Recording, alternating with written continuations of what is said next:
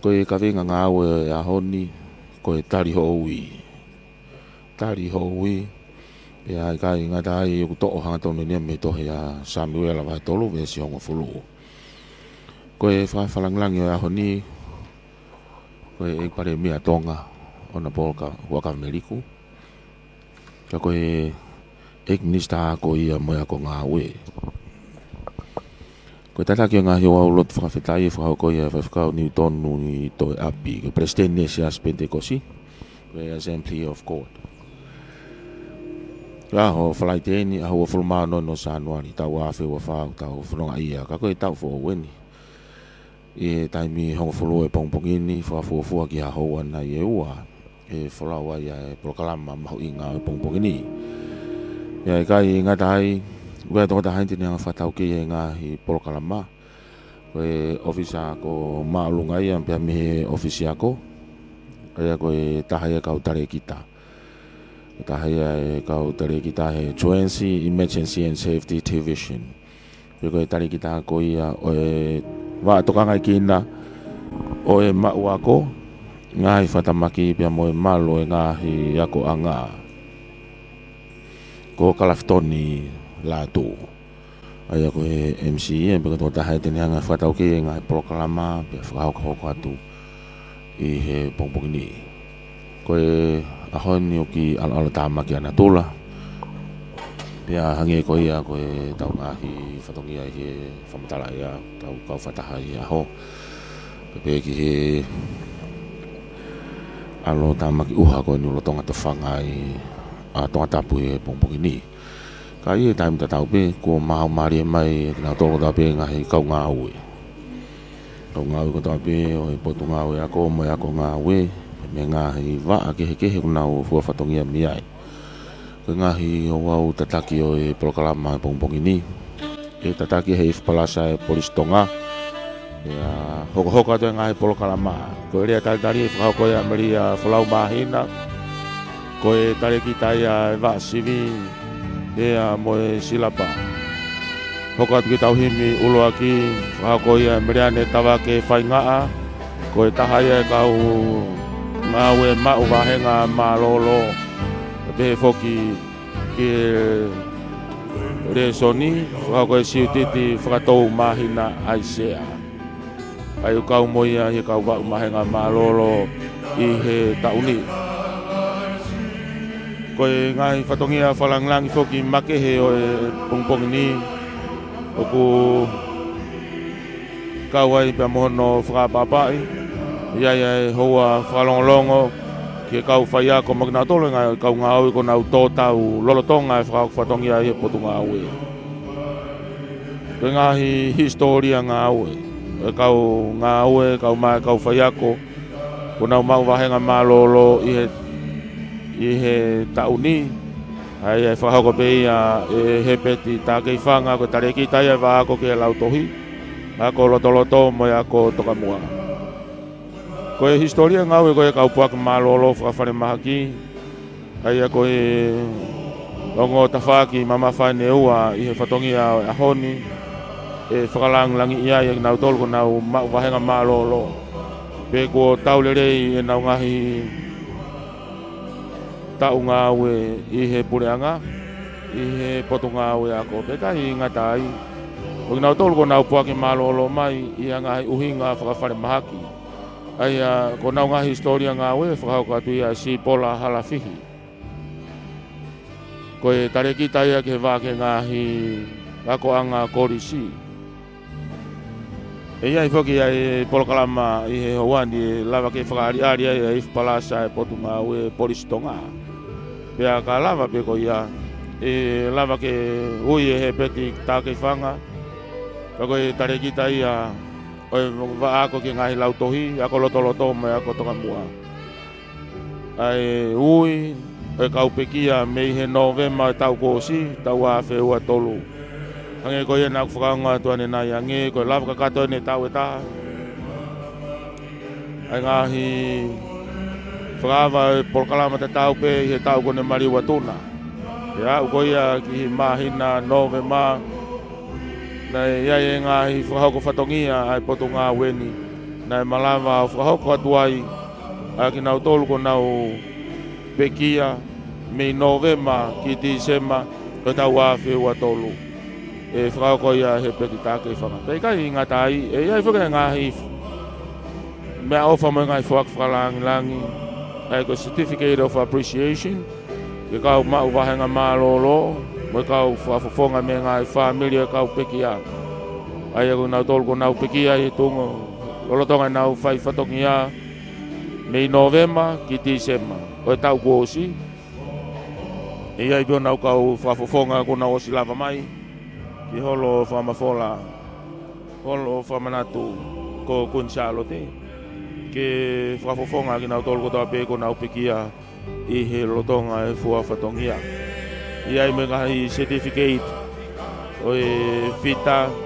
o no whakahonga ola sivihu ke ngahi korisi i he form 2 ola sivihu ke ngahi korisi i he form 2 i he tau kuosi kako e te wholofola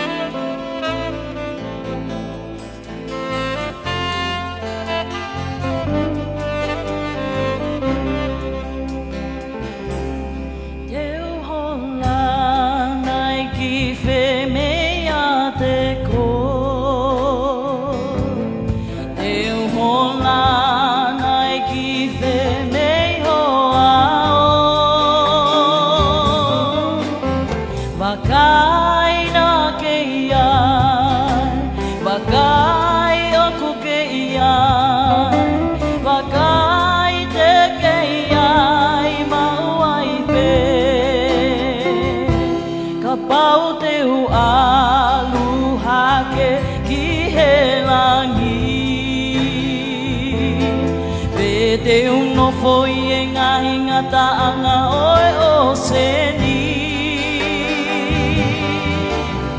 Bakai na ke iai Bakai o ku ke iai Bakai te ke iai Mauai pe E si honga Manatu iai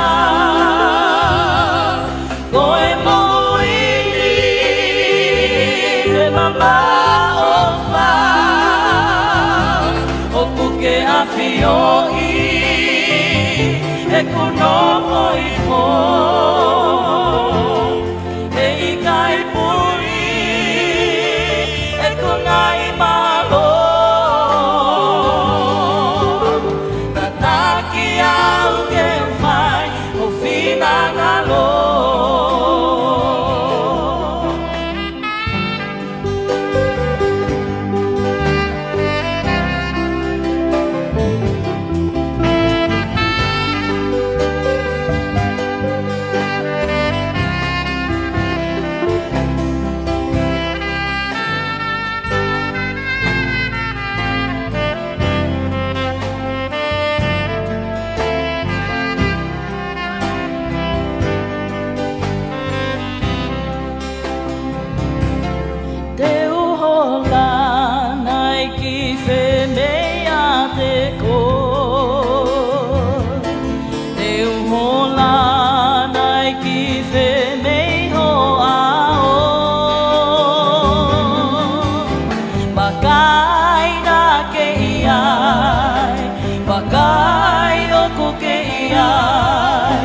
Wakai te ke iai mauai pe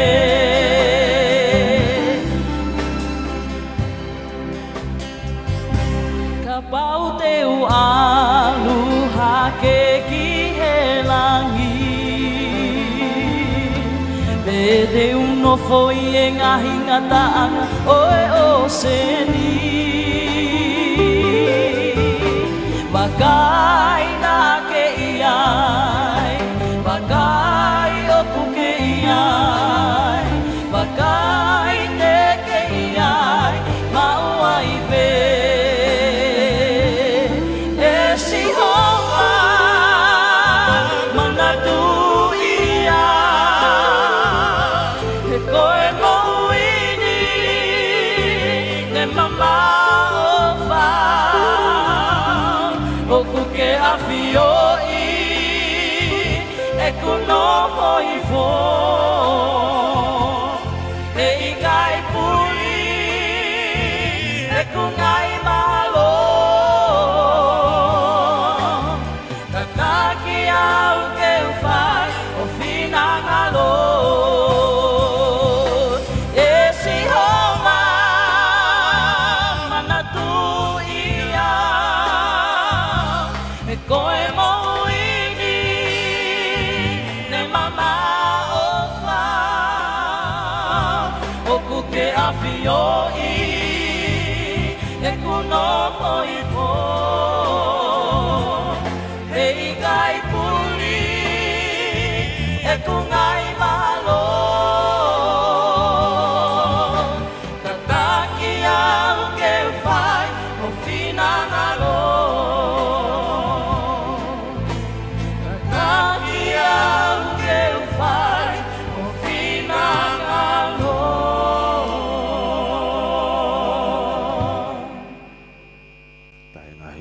ko mai o tau na siai ya me hipot nga polis tonga ai time ta tau pe tau ke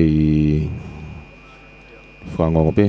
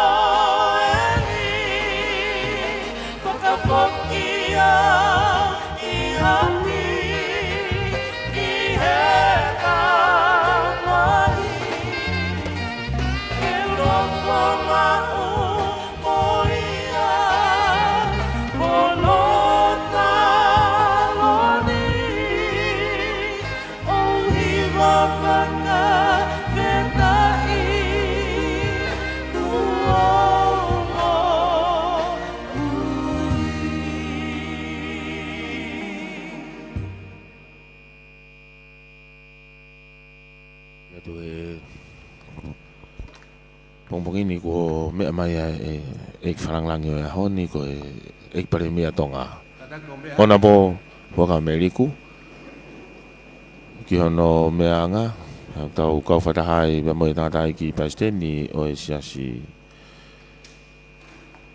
fo pente kosi I he aho hono taltan lele taltali fifie tana ki premia tonga ka ko ia ek minister ya ko pe mo fra fe farang lang yo pong ini lo tonga ni ko ka to ai fatangan ki runga yo no taltali fifia o ek farang lang yo ni ya ot bu ai fa marie ke fatau ke yo proklamani Claftoni la tu tap ke tupu ai ako tu ke utolo watu he sila o tu la fono mo kalaun kola o mo nga ki helot tapu ki falang lang ya ho ek paremia ka ko ek minister ya ko tapu ke tang 5 kau pastenio suspende kosi pefkau Newton to yapi mafto ki mana moi mafta ulwafi tu mua ke tau kamata e tau polo kalama Oi wakamu aena oi ahoni ku atu I tau polo kalama ka tu mua ki homo motuan I whakahoko atu e tau polo kalama ka hiri eni o kore ki tare ki tai wa silapa masivi ai funua Ameria Nightingale from Mahina kene whakahoko atu e tau rea taltari te kātaki ka hiria ki tau mui ofi pe he tau polo kalama malo pate fatongia pong ini to ya Ameria tapu mo tol tahai o tua ko tama tau hala o ope tulo mo kele eiki o holo whakamanato ko insalote. Tapu mo haa mo he ofo, tapu mo haa maafu. Tapu mo ek pale mi o tonga, ko minista o ako mo ako ngawe. Eki hua kawa me liku, ko whakawhalanglangi o wau malangani. Tapu mo mafito ki fale mama, mo puke fua tupoa o fonua. Tapu mo ek palestino si aspente kosi, whaiwhekau Newtoni toi api. Tapu mo ongo whawhafonga puleanga, o funga vai ko Newto wa, whi au hui, papehe ke funga vai lahi, falat papani. Tapu mo sekretari kabineti, Paula Ma.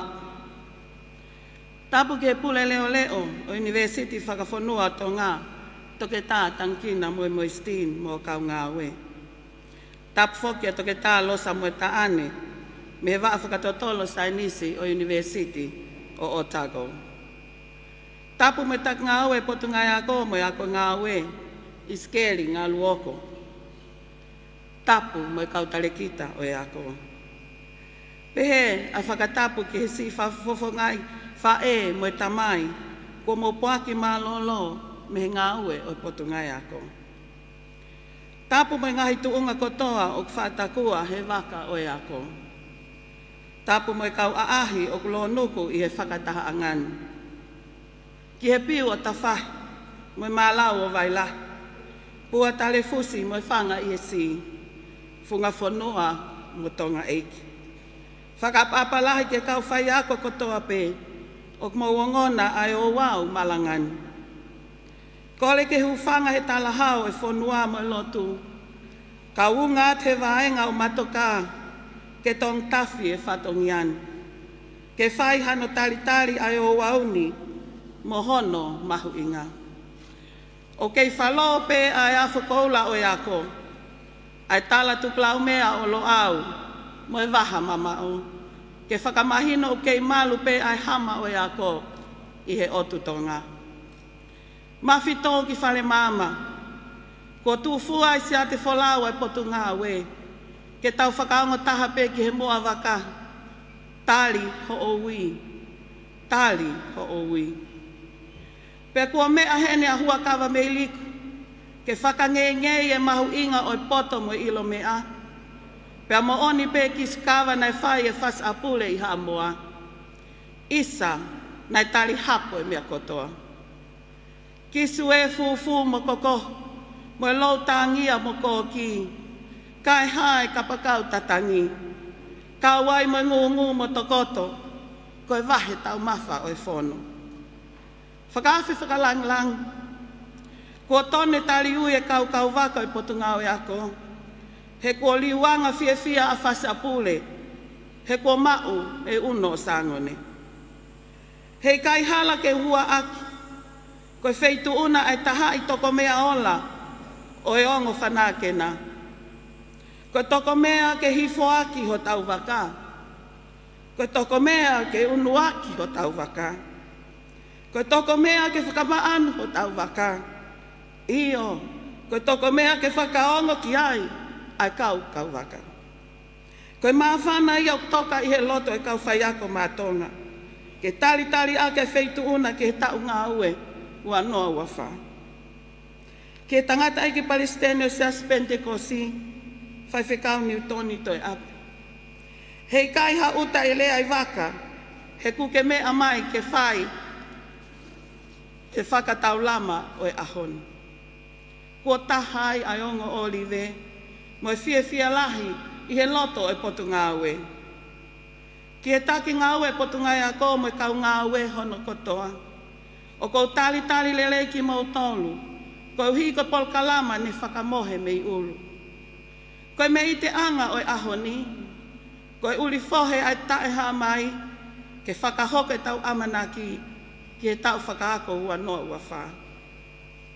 Whakaafu whakalang-langi, tauange ke whakatau malingi mai he otua e ne ke lesi ke feitu una mo i potu ngai ako. Ke kei monu ia i pe ai o wau malangani mo i tali fia ho tau ui. Mo oni pe punake o maritoni si kau whai ako mātonga ki he tali ho ui. Tu olahi hoku ui ka i kai ke utali atu. Si su te whai ho kumi i ho o ui, ui au, ui au, ui au, i ho o ui au. Ke ai eiki o meli no mo i ofa, ai whewhi angani mo hono wau. Lewa malanga, kai tau.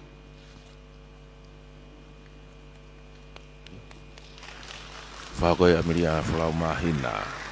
Hoko toi beia ki he himi uluaki. Hoko toi beia ki he himi uluaki ka wangi au tolong fulu mawha. E lawa ti Ameria ni tawake whaingaa. Ko tahai e kau mauwahenga malolo me he potungau ya ko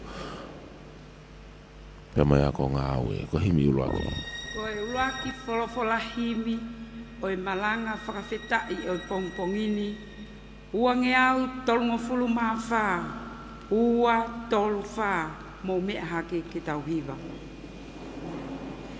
hiva ki he eiki lahi ko siho vaia hiva pea whawhetai i he ene o wha haleluia ki a sisu i he hao e tau mo ui ki he tau whooni.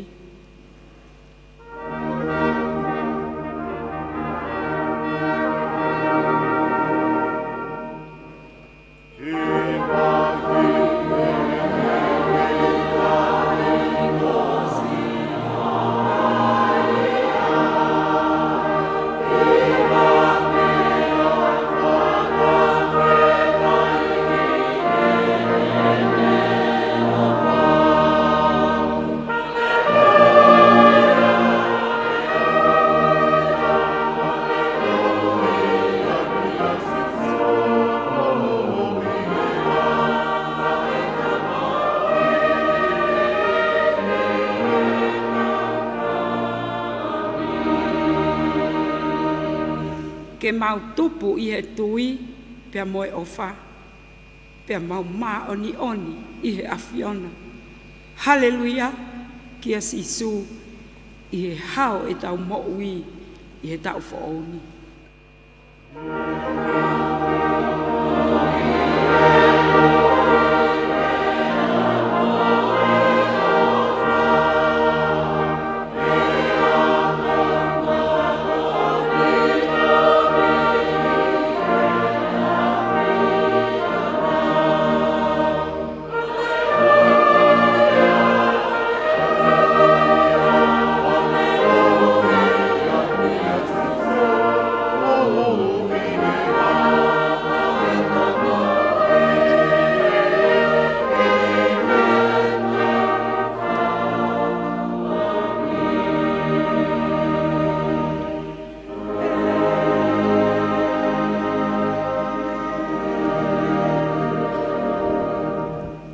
Son me folfola ko Filipai vai fa ve se no ke valu fa ko te si utiti fa to mahina ai se la tau tolu i he pongpongini o ke tohia a Paula ko apostolo ki ka kai Filipai fa va he te ula mi hono no o tu ki hono valu Filipai va he fa ve se no ki he valu ai a pe anu farea neongo pe ko ha ai me a oua te mauloto mo uai. Ka i he mea kotoa pe, tuku ke hā ki he otua ho mou ngahi kore, i he lotu, mo e huufia, pea whai mo e whakawhetai. Pea koe nonga a e otua, a ia oku mamao, i he tatai o e tamai kotoa pe, tene malu i ho mauloto, mo ngahi whakaukau, ia kalai sisu. Ko e kurea whakaawasi ka inga, i longa ngahi mea aku mo oni. I longa ngahi mea aku tau, i longa ngahi mea aku totonu. I longa ngahi mea aku maa. I longa ngahi mea aku whaafoofa. I longa ngahi mea aku ngongo lelei. Iyo, kai ha ulunganga lelei. Pia kai ha mea o whaamalo ia, koe ngahi mea ia, ke mautokanki ai. Amen. Whawhi nā tai paisteni, ses whapente kosi, ko ia une hoko hato ai lotu. Ka tai whaifkau, ni tonu toi aku. Ka tai paisteni, ses pente kosi, i le whaihalotu o whatapu, e tau whakako e wawha, kau ngāu e pema kau whai aku. Wafta i hei kuna ko si hei kau office ama kau whaiak ma wahenga malolo mo pension pe i whakafta i he mo ui e kau sevani civile kuna tō tau he ngāu e whapureanga he tau kohiri he ahon. Ko le whamore pe kai toku mai muha ki miniti pe nima ke ki rea atu ke potu ngāu e ako atonga ki mua ke whai e tau lotu. Ko whaawhawhaia au pito, i he kaweinga mo e kāpasa wholau o e tauni. Ai aku haia he tau polo kalama, ke tari houi. Pe ha ere mai ai eiki o tuku, o ne ui mai, Samuela, pe toki pehe e Samuela, whai mai hao wholofola, he ku whakaongo atu, aho tamai o eiki ko au.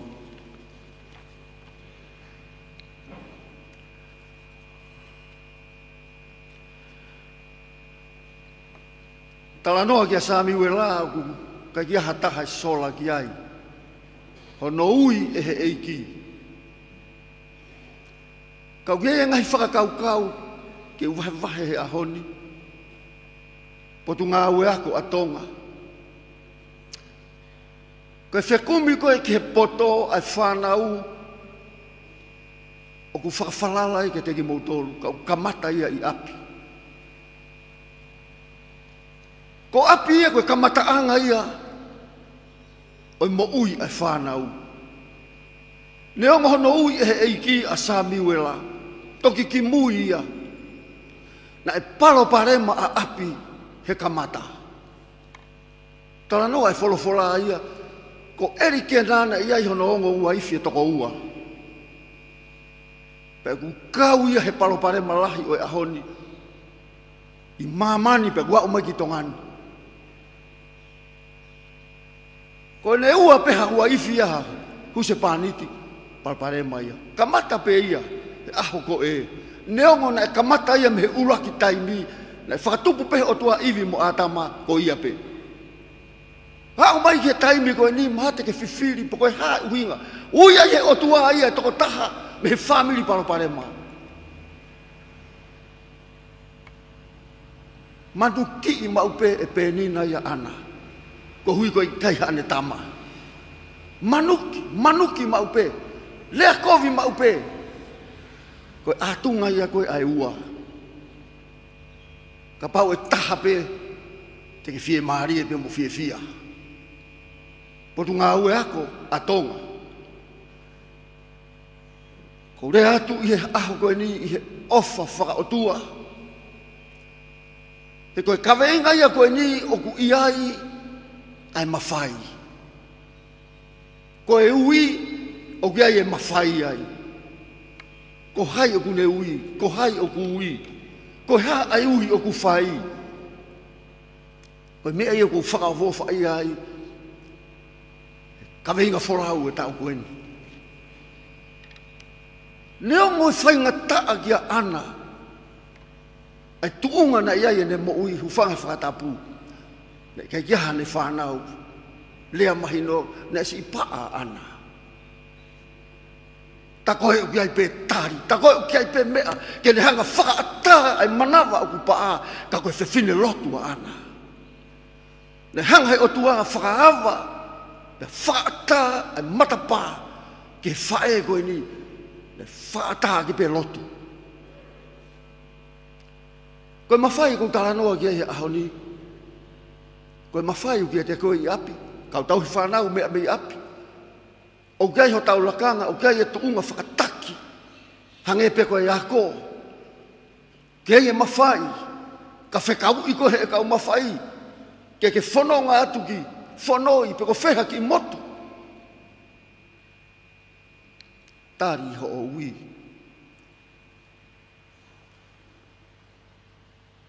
Kai e ngata pehe tuunga o e mo ui. Tala mai e wholofola. Ko taimi e ko erikena mo penina mo ana. Ko taimi whainga taa mo nia. Tō lalo ki lalo e lotu. Tō lalo ki lalo e mea whakalau maari e ko toa pe.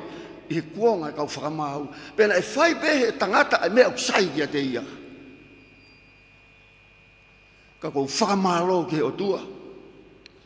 Ko taimi whainga taa pehe. O ku tau ke ako me ai e tau mo ui he ahoni. Kai ngā tonga. Koe tuunga o e whaingata ape, kua kia tuunga, ka pau ku tō lalo e tau mo ui he ahoni, o ku taha pe mea tene taki aki ki tau tolu, ke hiki hake e tau mo'ui, koe lotu pe. Ki he o tua. Lotu pe ana. Lotu pe. Hau tono manu ki ia, e he taula eiki. Hena e tō lalo me he taula eiki. Tō lalo mo ni whanau, pe a tō lalo e mea kotoa. O kei ke tau whiemau ke tau tō lalo pe he. Tau whiemau pe, ai whakakeake ai o tua ki tonga. Pe matu unga le lei ia, iha tau hoko koe kau taki le lei, koe kau whaiako le lei, koe kau ngāue office le lei, koe ki nau tolu ihe potu ngāue, oe ako, ke whamama e whakakaukau me ata mai o e whanau, tau lotu ke Sihova, ke uana tau tōrano. Nā mo e tau whiofani, nā mo e tau merino, nā mo e tau whiawhia he otua, nā mo e tau toonga mo ui ihe aho ni, o ku whiemau ke uana tōrano, o ku whiemau pe, ke tari lotu ma Sihova ka tau tōrano. Koe ku lawe koe ki he paa ana, o ku pehepe i he honi, ai ngahi mea o ku tau masiwa i he mo'ui. Koe lotu pea ana, manu ki'i he taura eiki, manu ki'i ia e ilai. Koe haku ke pehe ai, ke kona, koe whakailonga tōla lo ia. Whamalo ke ngahi, kau taki lotu e honi, o ku tau teke, mo poupou i e mo'ui, ki he kakai ke nau tukulolo ke sisu. Fua ke nau mo'ui ke te ia, pia whakata ke tataki ki tau tolu he o tua, ai ki whanua na e tuku ki e Sihova, pia ka mataanga. Kau tui pia ku lawa e kumirite ni maha. Tawange mo e o tua, ki ne tāpu e kina ki tau tolu, i he honi. Te whaosia ki peki i rea koe ni. Lawe ma kia e tau reso ni, Filipai vai whawe siono ki he walu. I longa a ngahi mea ku mooni. I longa a ngahi mea ku matamata lelei. I longa a ngahi mea ku totonu. I longa a ngahi mea ku maa oni oni mo whaka ofo ofa. I longa a ngahi mea ku ongongo lelei. Tokanga ki he ngahi mea ko ia. Tokanga ki he oui. Koho ui o ku kato ia i he. Vesi koe ni. Koe whakame e whekau e honi, tau tokanga, ki ho tau ui. O whalai atu, tau wakai he tau taimi, he tau lotu, he taimi koe ni.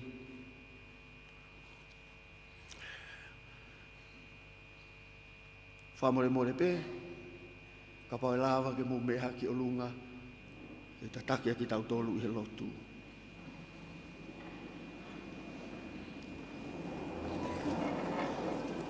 O tua mafi. Koe o tua koe o tonga. Koe o tua koe o universi o ku mau iai. Koe o tua whakaofalahi koe. O tua ku ke tāpuaki. O tua ku ke tarilotu. O tua ku ke tokoni. O tua koe. Na e lotu ki ai kaupalo fita i mua. Ke kei tatau pe ane afi.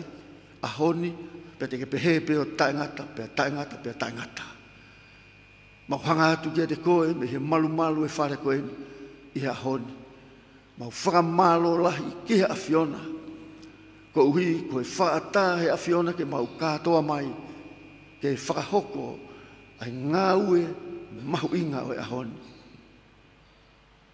Malo ho whakalau maare lelei,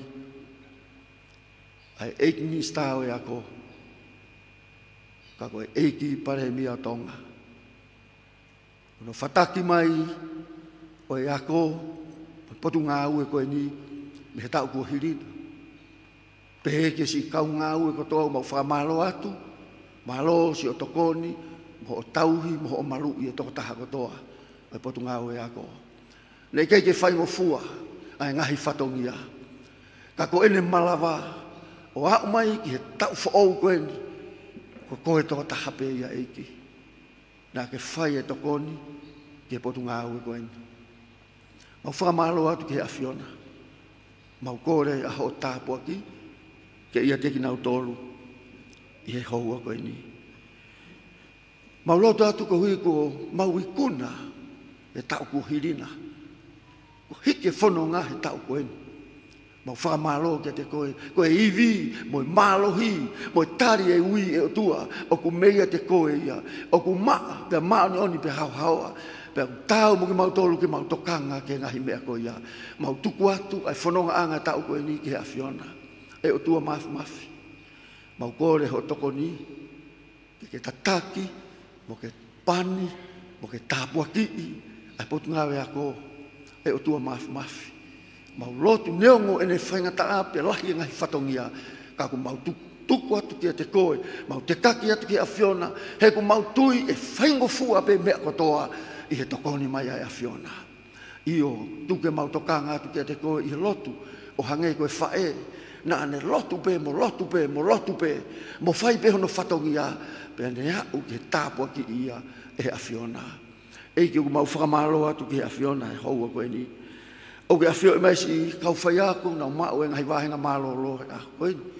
Mau whawheta i ngai whatongia, nau fuesia mai ngai taulahi. E potu ngau e ako, koe mau lotu eiki o kore ho tāpua ki ke ia teki nau tolu. Toi ange haivi, moha malohi. Whai ake e whato o tola a, i he moui. Mo ngai whatongia, o ku whakahoko he ahoni, i he ngai whamiri bea mo sias, bea pehe ki he pure anga. E ko mau whamalo kia te koe, mau tuku atu ki a Fiona, ia i esi ihi ko nau tō tau he whanonga mai i he tau ko hirina.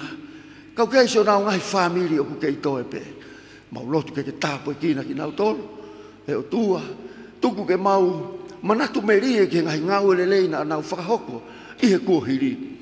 Ka ke tokoni atu ke si whanau, au pehe ke ka ui tau, me sini ihi ko nau hiki atu me mo ui koeni, ko hui ko nau tō tau he ngā ui koe ni.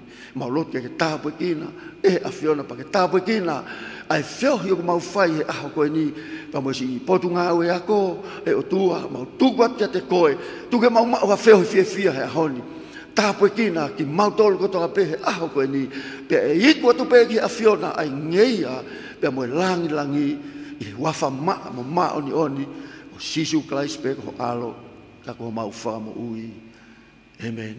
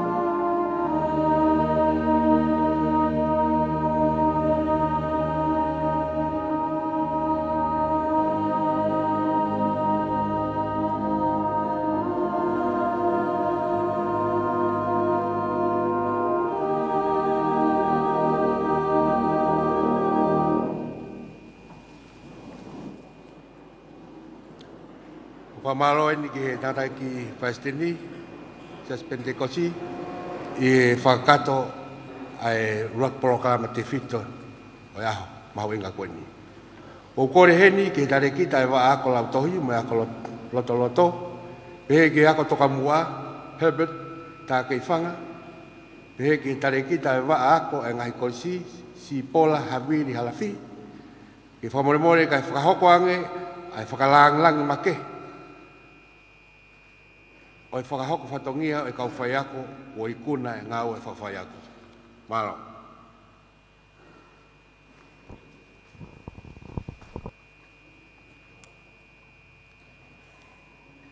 O e tala whakatapu e ku osio no a whaki, a ko kore ke u whakamalu atu ai. Mawhi tō ki whare māmu, tu mua ke whakakato, ai polokalama e ahko eni, ake hatau hanga whakalangi langi i make. Si kau whai ako me kau ngau e potu ngau e, ko nau tō tau, lolatonga e whakahoko whatongi a, i tau ko si hiri, o au mai ke ahon. E ne pehe ko kore pe, mo mea pe i lalo, mo tolu mo tapiripiri, tau ki i tuku hifo mua ha miniti e taha, ka tau whakapapa kia e tau whakalongolong, ka hui kong nau tolu, ko tō tau, i he whanonga anga, ke kamatarenga.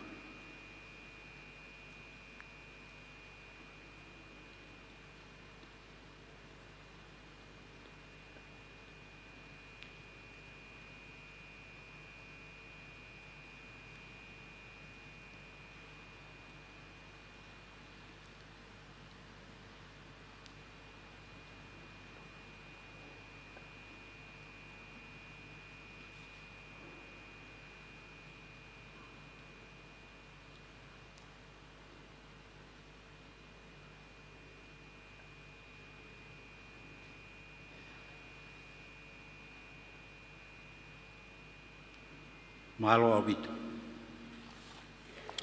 Kore ke hoko atu ai pe, ki hono whakahoko atu, o e historia ngā ue, o ngā tolu ko ngā mau wahenga mālolo, pe pension, pe mei he potu ngā ue ako. Aia, ko ki ngā tolu eni. Tukuofo, whare maka, merikiola, aha whaere i koe aha taha whawhe pueri tahi wauno tolu. Kamata ngāue a hauruaki o whepueri, ta hiwa hiwe hiwa. Na ne hoko ai ki he lakanga, ko e whai ako whakaanganga i he GPS alapaha. E wawhe ke wafu maanima, na ne hoko ai ko e whai ako mau certificate, class tolu i he GPS alapaha ipe. Wawhe mao no, na ne hiki ai ki he lakanga fo ou, ko e teacher certificate, class uruaki, i he lautohi tataupe. Wafu maafitu, na ne maua e lakanga ko senior assistant teacher i lautohi tataupe. I he wafi maawalu ke he wafi maahiwa, na ni huai ke he ako anga, polisi ako whakawhai ako. I wafi hongo fulu, na kakato ai, a ene whakahoko o e ako ko ia, o mauai, a ene whakailonga tipiloma, ka moe lakanga, ko senior assistant teacher diplomat, ka whakahoko whatongia pe i he lautohi alapaha. Waftaha taha ke waftaha wha, lakanga tatau, ka hiki atu ki he lautohi pureanga tala fo ou. Waftaha ni maa ke wafi wataha he lakanga tatau, ka hiki ki he lautohi pureanga amua. E i whepueri, aho taha wha wafi, ua tolu, na ni hiki hake ai ke lakanga, ko principal grade 4 i he lautohi pureanga ahoi. Ni au ke aho taha ni maa o whepueri, wafi ua tolu, ko kakato ia e ne whaifatongia ma e potu ngā we, whiunga katoa e ne tau whakahoko whatongia, me ta ue wofulu mātolu mo mahina e tahataha. Siutiti lolohea whakatou mahina aisea. Aho wha ere i, aho tahani ma o whepueri, tahiwa ono tolu. Kamata ngāwe he potu ngāwe, aho walu o whepueri, tahiwa walu. Nane kamata ngāwe, ko e lakanga whaiako assistant teacher diplomat i he Tonga High School. Tahiwa walu ke tahiwa hiwa noa i he lakanga tatau, i he wheitu tatau. Taha hiwa taha ke taha hiwa nima, i he lakanga tatau ka ne hiki o whaiako i he koristonga. Taha hiwa ono ki he taha hiwe hiwa, na ne i he lakanga tatau ka e whoki mai ki hako maalunga o tonga. Na ne kore po aki malolo ai pe me potu ngawe pe ne toki to e kamata i he wafe taha wha ke wafe taha nima i he lakanga ko assistant teacher graduate o whaiako i he koristonga. Wafe taha no ke wafe taha hiwa na ne hoko ai ki he lakanga ko assistant teacher graduate i he lakanga ko ia ka ne te whoki ai pe ki he koristonga. Pe wafe wanoa na hiki haki ki he lakanga ko senior lecturer i he apiako tatau pe. E wafe ua taha, ni hoko ai, ke tonga high school o ngā awe ai, i whatongia pa muelakanga ko senior mistress. Nai kakato e ne ta o ngā awe, i hao tahanima o whepue, wafe ua tolu. Whiunga katoa e ne ta o ngā awe ki mua pa mo ne toi whoki mai ke potu ngā awe, mo e ta o kotoa e hong fulu maa fitu, mo e mahina e wha. Se taita tau wharere, ha unga tau. A whaere i, a hua wha Novema, ta hiwa ono tolu. Kamata ngāwe he potu ngāwe, ha ono sune, ta hiwa walu tolu. Nane kamata ngāwe ko untrained teacher, i he lautohe puranga mua. Hoko atua i ke korisi ako whakawhai ako, i ta hiwa walu wha, ke ta hiwa walu nima. Nane whoki mai o kamata ngāwe i he GPS a mua, hoko koi whai ako, mau certificate class tolu. Ta hiwa fitu walu, ke ta hiwa walu hiwa, na e whakatoka ngā ia, o hiki hake ki he lakanga, ko senior assistant teacher, i he lautohe tatau pe. Ta hiwa hiwa noa ke ta hiwa hiwa taha, na ni hoko atua i ki he lakanga tatau, ka ni hiki haki o mau certificate class iua, i he lautohi pureanga tatau pe. Ta hiwa hiwa wa ke ta hiwa hiwa walu, na ni hiki haki ai ke mau certificate i class uaki, ta hiki ki he lautohi pureanga a holonga. Ta hiwa hiwa hiwa, na ni hiki ai o hoko whatonge e lo tolu, lautohi pureanga. E wafe, ki he wafe maa wha i he lakanga tatau, ka ni whaifatongi he GPS a hoi. Wafe maa ni mana ni hoko ai ko acting principal grade 2 i la toi puranga mua. I wafe maa walu na hiki haki ai ke lakanga ko head teacher grade 1 i he lautohi tatau pe, pe a hiki mai ai he tau tatau o whakahoko whatongia i he waasi lapa ai potu ngāwe. Wafe maa hiwa ke wafe tahatolu na ni hoko ai ke lakanga ko head teacher grade 1 ka ne toi foki ke lautohi puranga lo tolu. Wafe tahawha ke wafe tahanima i he lakanga tatau ka ne whoki mai ke waa ului ofisio e lautohi pureanga. Wafe tahano, na toi hiki heke ke lakanga fo ou ko education officer. Wafe tahafitu ke wafe tahiwa i he lakanga tatau, ka hoko atu ne whaifatongia i he ului ofisi. Wafe wanoa, hiki heke ke lakanga tatau ko assistant senior area organizer i he whitu tatau pe. E wafe ua taha o a umai ke aho, na ne malolo ai me potu ngāwe, na ne whakahoko whatongia i he waa o i potu ngāwe ko Corporate Service TVC. Ngau ke ahua whitu o Novema wafe ua tolu ko kakato ia e ne tau ngāwe pe mai potu ngāwe. Whakatoa e ne tau ngāwe na whiunga po ne tau e whanoa mo i mahina e nima. Se rita he hau nau. A whaere i aha ono tisema ta hiwa ono tolu. Kamata ngāwe he potu ngāwe a uraki o maas ta hiwa walu whaa. Na ne hoko ai ko untrained teacher i lau tohi pureanga whanga o pilo levu. Ta hiwa walu ni mana ne huai ki ako korisi whakawhai ako. Ta hiwa walu no na ne foki ki lau tohi pureanga nuku alofa o ne hoko koi whai ako mau certificate class tolu. Ta hiwa walu fitu ke ta hiwa hiwa taha na ne hiki ai ki lau tohi pureanga whanga o pilo levu i he lakanga whatongia ko senior assistant teacher. Ta hiwa hiwa wa ke ta hiwa hiwa no na ne foki ai ki lau tohi pureanga longo na ne hiki hake ki lakanga whai ako mau certificate class iua. I ta hiwa hiwa fitu ki he wafe, na ne mui wholau atu hono hoa i ako ki he University of Pasifiki. I he wafe na ne whoki mai ai ki he lautohi pureanga a puke, o hoko atu koe whai ako mau certificate class iua. Wafe ke wafe mawha, na ne hoko atu ai pehe lautohi tatau, ka ne hiki hake koe whai ako mau certificate class iuaki.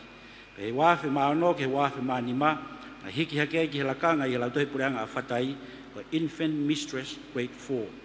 Waf ma fitu ke waf ma walu i he lakanga tatau, kai whoki mai ke lautohi pureanga a puke. Waf ma hiwa ke waf tahatahana ni toi whoki ai hu ke ako, koris whakawhai ako. Waf tahawa ke waf tahanima, na ni hoko ai koi whai ako, ma olunga, ma uwhakailonga diploma i he GPS a pangai. Waf tahano ke waf tahawalu i he lakanga tatau pe, kai whoki mai ke lautohi pureanga a whasi moe a fi. Waftahi wake wafe ua tahana ne hiki hake ai ki lakanga ko Deputy Principal Grade 3 i la tohi puranga a pangai hapai. Wafe ua wana ne hoko atuai ki lakanga ko Deputy Principal Grade 2 i la tohi puranga a hala ovave. He a uraki o akosi wafe ua wa na hiki hake ai ki lakanga ko Principal Grade 2 i la tohi puranga a longolongo. A umai ki aho wha sa anuari wa ma wha ko kakato ia ni tau ngawe ma e potu ngawe whiunga katoa e ni whaifatongia ma e potu ngawe me tau e tolunga fulu ma hiwa mo mahina e hiwa mireane tawake whainga a wha ere i ko a tahawalu sune ta hiwa no tolu kamata ngawe potu ngawe a hawa walu sa anuari ta hiwa walu nima ni hoko ai ko untrained teacher i GPS a whare loa. Tahiwa walu nima ke tahiwa walu fitu he lakanga tatau i apiako tatau. Tahiwa walu ke tahiwa walu he lakanga tatau mo fitu tatau. Uafe ke uafe bataha na ni hiki ai i lau tohi puranga a hawhewa o hoko ko First Assistant Teacher Grade 4. Uafe ke uafe mawha na ni hoko atuai ke lau tohi puranga a koulo ka ihe whatongia ko Teacher in Charge Grade 1. I waf manima ki he waf mahiwa na ne whakahoko whatongi e lau tohi pureanga a whare loa i he lakanga tatau. Waf hongo fulu ke waf tahataha na ne whoki ai o ako he korisi whakawhai ako. Waf tahawa na ne ngawe ai e GPS a longolongo ka ne hoko ko i lakanga ko Senior Assistant Teacher Diplomat. Waf tahawa ke waf tahanima i lakanga tatau i he wheitu tatau. Pe waf tahano na hiki haki ai ki lakanga ko Principal Grade 3 i he lau tohi tatau pe a longolongo. Wafta fitu ke wafe wanoa i he lautohi puranga halawave.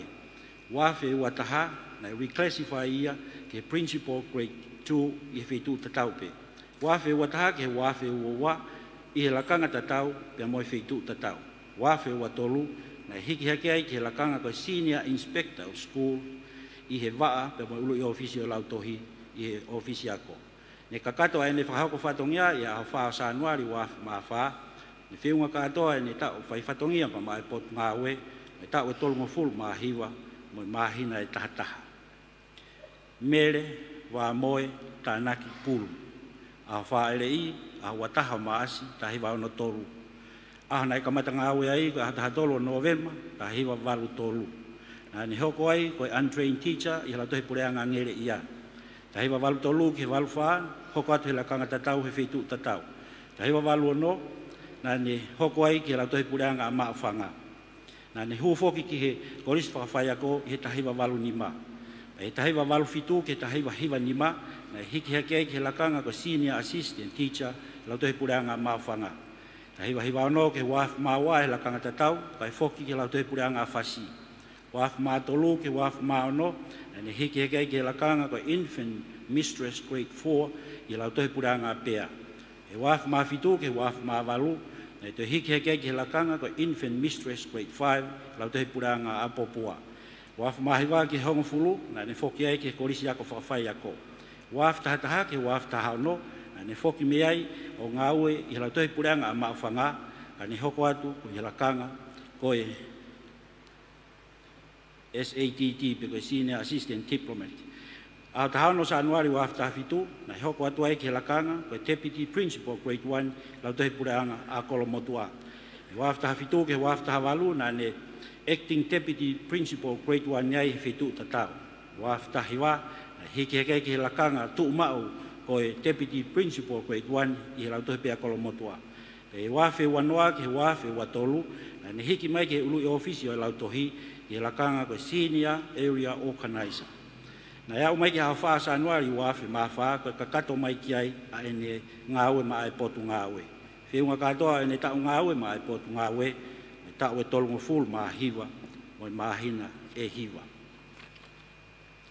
Maria Distosia Lonini Loresio Faresiwa. A wha ere i ko a wahiwa November ta hiwa no tolu. Kamata ngawe potu ngawe a urako February ta hiwa walu fitu. Na ni hoko ai ko whaia ko mau certificate class tolu lau tohi pureanga fas moe afi.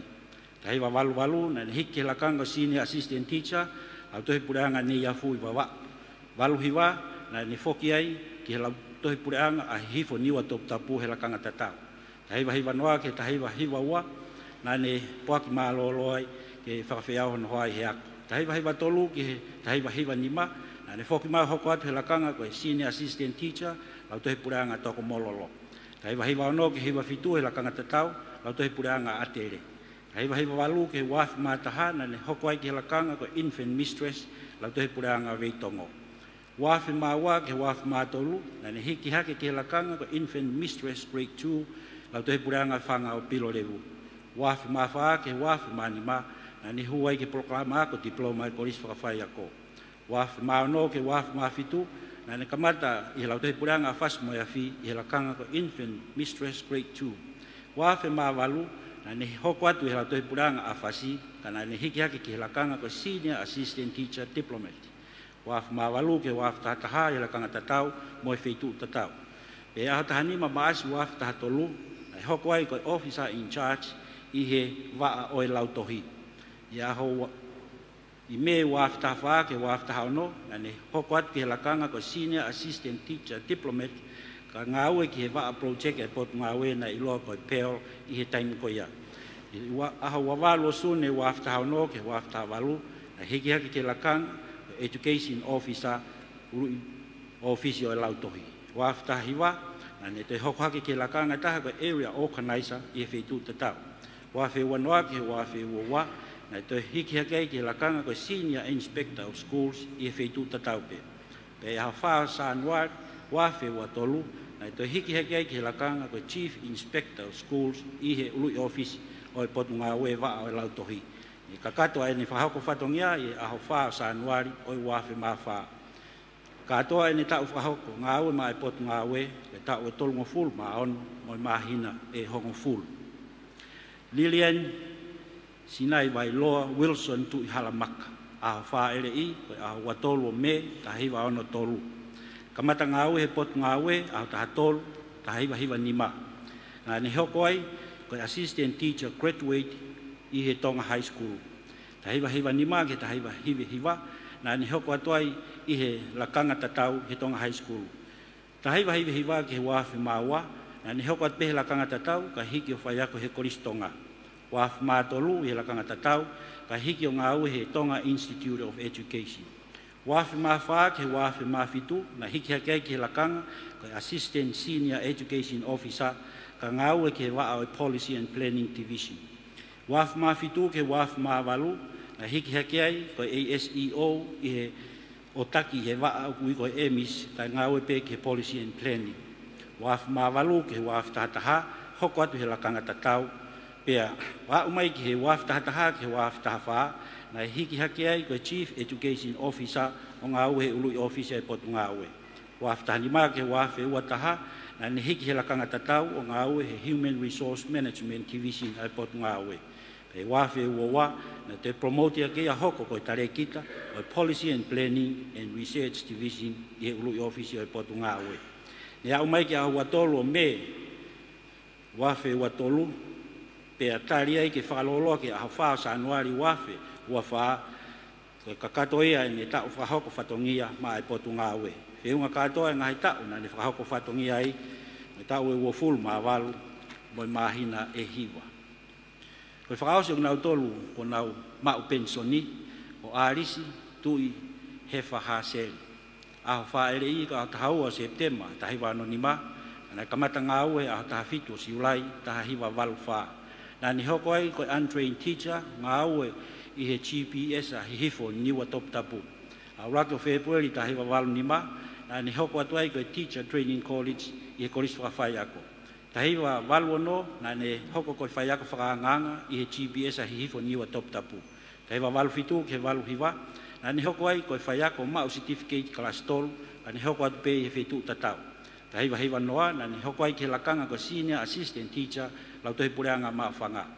Ta hiwa tahana ni hiki ia he lakanga tatau whai whatongia he GPS a kolonga. Ta hiwa wā ke he wāwhe na ni hoko atu he lakanga tatau ke GPS a ngere ia. Wāwhi maa taha ke wāwhi maa ni maa i he lakanga tatau pe ka i he GPS a nuku alofa. Wāwhi maa no ke wāwhi maa walu na ni hiki ia ke he lakanga ko infant mistress pe mo acting officer in charge i he GPS a lo tolu.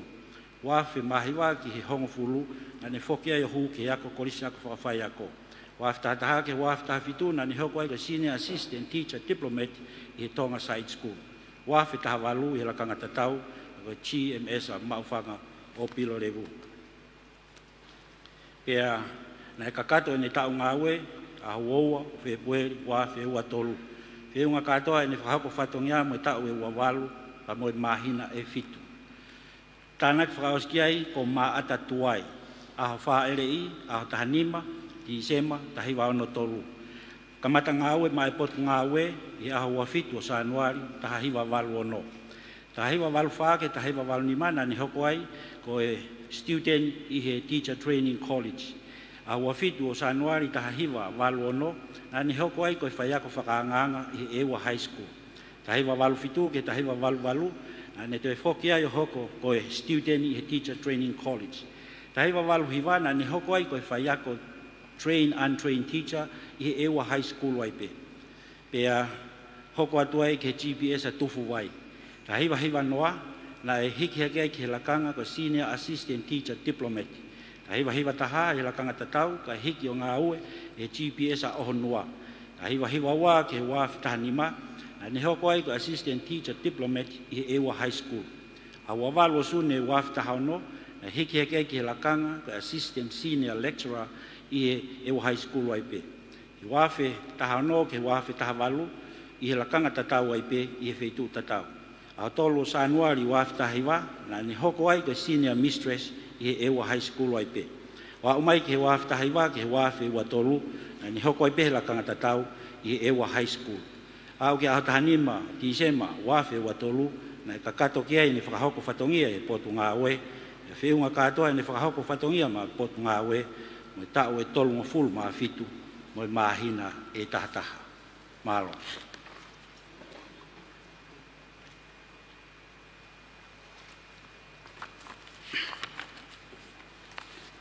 Maftaru afi o kōkole ke o mahangofua ke hoko atu ano ui atu ak nau tolu, si kau ngāwe mateaki mori oa mai potu ngāwe ako, anau puaki malo lo mai uhinga whawhare mahaki. Aula pei kolo pe aua, a whaile i ko a tolu noa o ka topa tahi wahiwa ua, ka matangaue a haua February wanoa tahanima.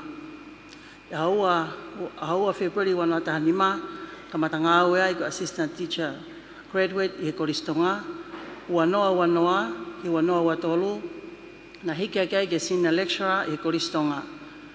Ni whakato ni ngā ue ko ngā whawhare mahaki, ka matama haua tolu a kosi wanoa watolu, o lava kakato ia, e tau, e walu, mai mahina ono, e whai whatongia mai potu ngāwe ako. Whalahola vila whihoko. Ka mata ngā ue a walu February wafe mawha, wafe tahataha, wafe tahawa ke sune wafe tahawha, na ni whakahoko ngā ue ko senior assistant teacher diplomat e GPS a whatai. A whao a kosi wafe tahawha, ke wafe mawalu, Siulai, ke wafe tahavalu, ke senior assistant teacher diplomat e GPS a whakakai hapai. A hiwa siulai wafe tahavalu, an hoko ai ko senior assistant teacher diplomat e GPS a haalalo. Me wafe tahahiwa, ke wafe ua taha, ka pe ke wafe ua, an hoko whatongi ai ko senior assistant teacher diplomat e GPS a veitongo. I wafe ua tolu, ko senior assistant teacher diplomat e GMS a tere. Malolo me ngā ue ngā whawhare mahaki, ka matai me au tāwhito a kosi ua noa ua tolu. Ko ka kato ia e tau e hongo furu mahiwa e ni whai whatongia mai potu ngā ue ako. Katarina waka utarino, aha whaere i ko aha tolu taha o Disema tahi wa whitaha, ka mata ngā ue a urako February tahi wa hiwa ua.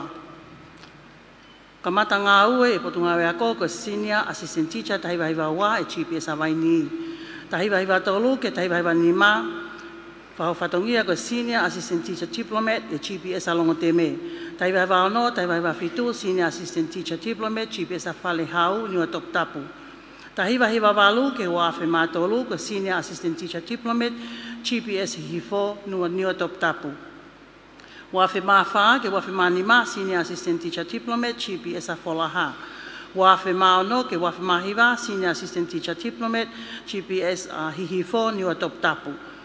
Wafe hongo fulu ke wafe taha ke Senior Assistant Teacher Diplomat, GPS Havaini.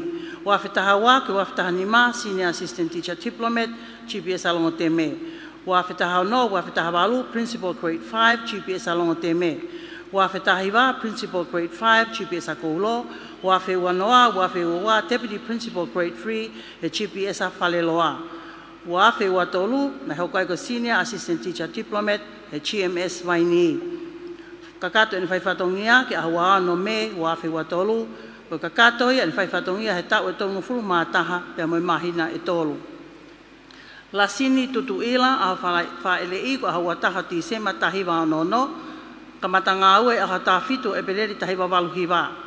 E tahiwa waluhiwa na kamata whakau whatongia e potu kawe ako ma ko ngā ue koe untrained teacher e GPS awei tongo. Tahiwa hiwa noa koe untrained teacher ta GPS awei tongo. Tahiwa hiwa taha na huai ke kosa whai ako. Tahiwa hiwa wa na hoko ai ko whako tokoni professionally he GPS a maufanga. Tahiwa hiwa tolu Senior Assistant Teacher GPS mango. Tahiwa hiwa wha ke tahiwa hiwa lima Acting Infant Mistress Grade 4 GPS mango. Tahiwa hiwa ano tahiwa hiwa Senior Assistant Teacher GPS mango. Wafe Acting Infant Mistress Grade 2 GPS lapaha. Wafe mataha, wafe mawa, Teacher in Charge, Grade 2, GPS hafa. Ahua noa September wafe mawa, na hiki hake ke Teacher in Charge, Grade 1, GPS Longoteme. Wafe matolu ke wafe mafa, Teacher in Charge, Grade 1, GPS Longoteme. Wafe manima ke wafe hongofulu, First Assistant Teacher, GPS Hamonga. Wafe tahataha, wafe tahawa, hoko te foki ko sa whai ako. Wafe taha tolu ke me wafe taha no ke Senior Assistant Teacher Diplomat, GPS hafa. Sune wafe taha no ke wafe wanoa, Principal Grade 4, GPS hafa. Wafe wataha, Deputy Principal Grade 3, GMS talafo o. Wafe wawa ke wafe watolu, hiki hake ko Deputy Principal Grade 1 o GMS atere. Kakato ni whaiwhatongia ki ahua ono katopa, wafe watolu, ko lava ia e tau e tolunga fulu mawha pe moi mahina e ono ai ni whaiwhatongia i e potunga e ako. Mā mawhiwhita, aha whaere i aha tahataha mā asi tahiwa walua, kamata ngā ue aha tahiwa o Sanuari wafe mawha. Wak whatongia ko Assistant Teacher i wafe mawha i he Wawau High School. Wafe mawha ke wafe tahano ko Assistant Teacher Diplomat i he Wawau High School. Wafe tahawitu ke wafe tahiwa ne poaki ako ke USP Fiji. A fito Sanuari wanoa hoko koto kon whai ako diploma i he koristonga. Wafe wataha hiki hakai ko Assistant Senior Lecturer i he koristonga. Wafe wawa hoko ai ko Assistant Senior Education Officer i he waa o MEC. Na ose ne whai whatongia ke au whao me wanoa ua tolu, ko kakato ia tau e hongo fulmahiva pe mai mahina wha ne whai whatongia. Maria ngungu tausili a whaere i ko a wawalo September tahiwa walu taha. Kamata ngā ue a rako siulai wafe manima. Wafe manima, ne kamata ne ngā ue potu ngā ue ako ko Senior Assistant Teacher i GPS mata aho. Wafe mao no ke wafe hongo fulu, Senior Assistant Teacher Diplomat, GPS alapaha.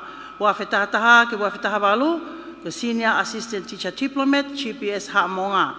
Wafe tahiwa ke wanoa wataha, hoko ko Senior Assistant Teacher Diplomat, GPS alapaha. Wafe wawa, na hoko ai ko Senior Assistant Teacher, GPS hafa. Pero wafe watolu, i GPS amua, na ki hoko ai pe ko Senior Assistant Teacher Diplomat, kakato ane whai whatongia mai potunga wea ko ahua ono o katopa wafe watolu. Ko kakato ia tau e hongo maa walu pe mai mahina e tolu ane whai whatongia mai potunga wea ko. Ko whakaosi ko manu fifita.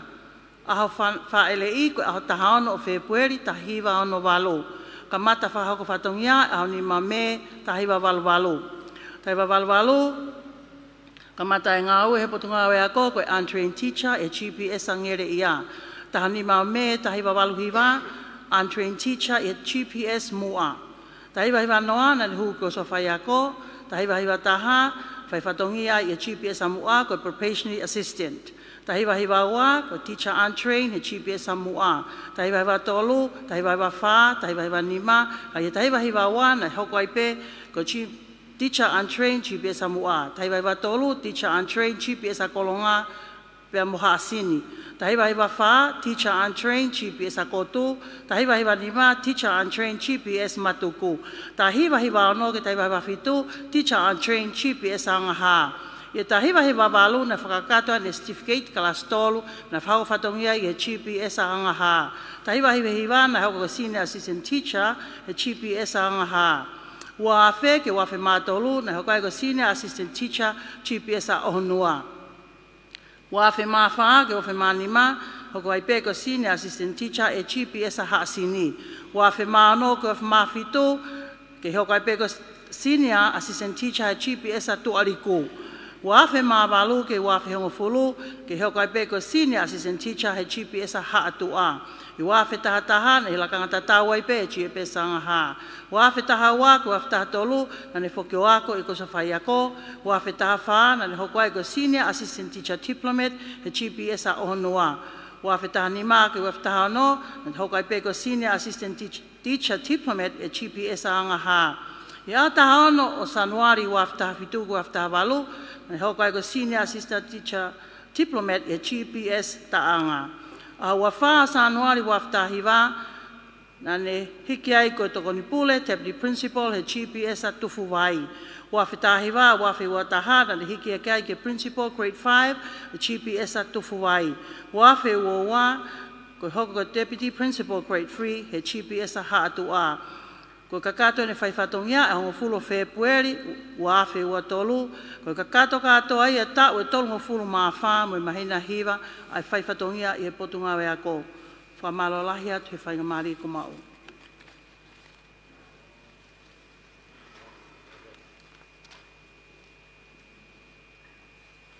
Tau whiawhia whok tau kau whatahen bea mo e kau iwhia kau polisi. Potunga e polisi whakamalu bea i he tata ekparemia. Koe minista polisi. Ia ku lau whiawhia ke kau whataha mau tau tolu i ahoni. Taim tatau kore atai peki he kau ngā oe koe nuk mālolo pensoni ke mo teu ko hiri e programa koe ni. Hoko atu ke tau flau whaki certificate. Ko hingoa e lau hiwa, you raise me up. Malo.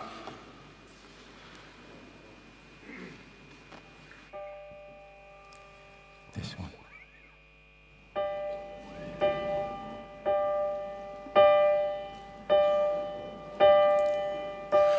When I am down and all my soul so weary, when troubles come and my heart burdened be, and I am still and wait here in the silence until you come and see the world with me. You raise me up so I can stand.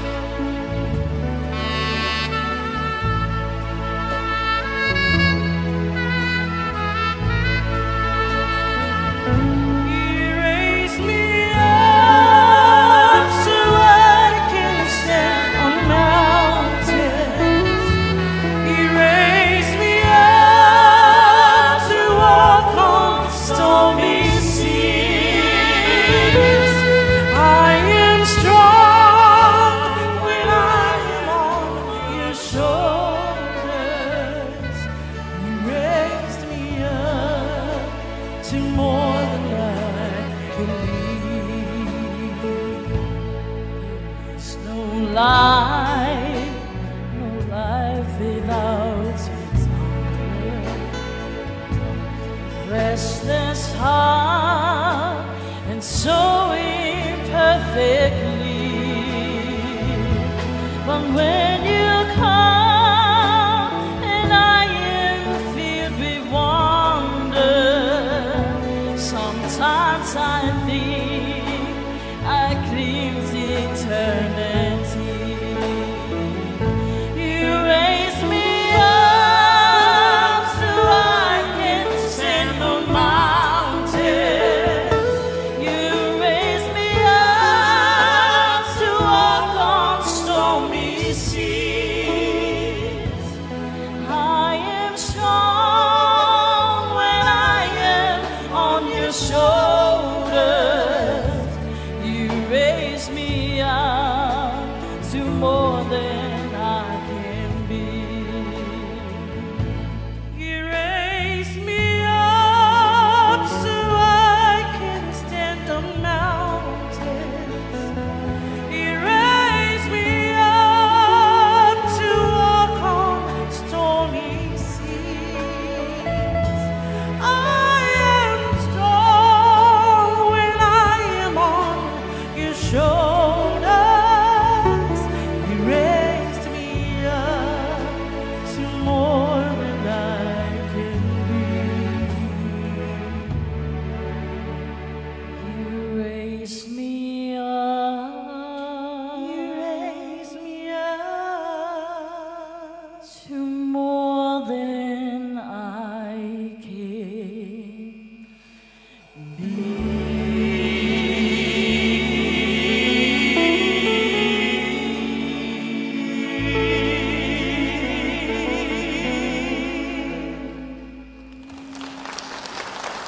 Pamaro ki he kau hewa e kau polisi e hiki i ho tau lau maari e pompong ko ini.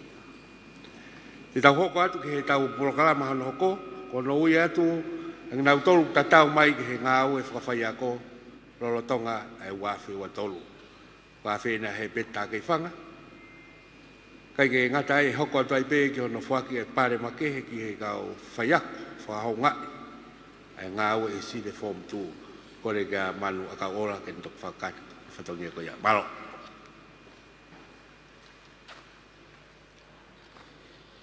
Watulo watu whafarang rangkai whakahoko atu e kina tolu ko nau tō tau talu pe mei he hiri ko ia ahano whakamanatu e kau aho e kau whai ako he tau ko mari watu o au mai ki Disema o e tau ko osi.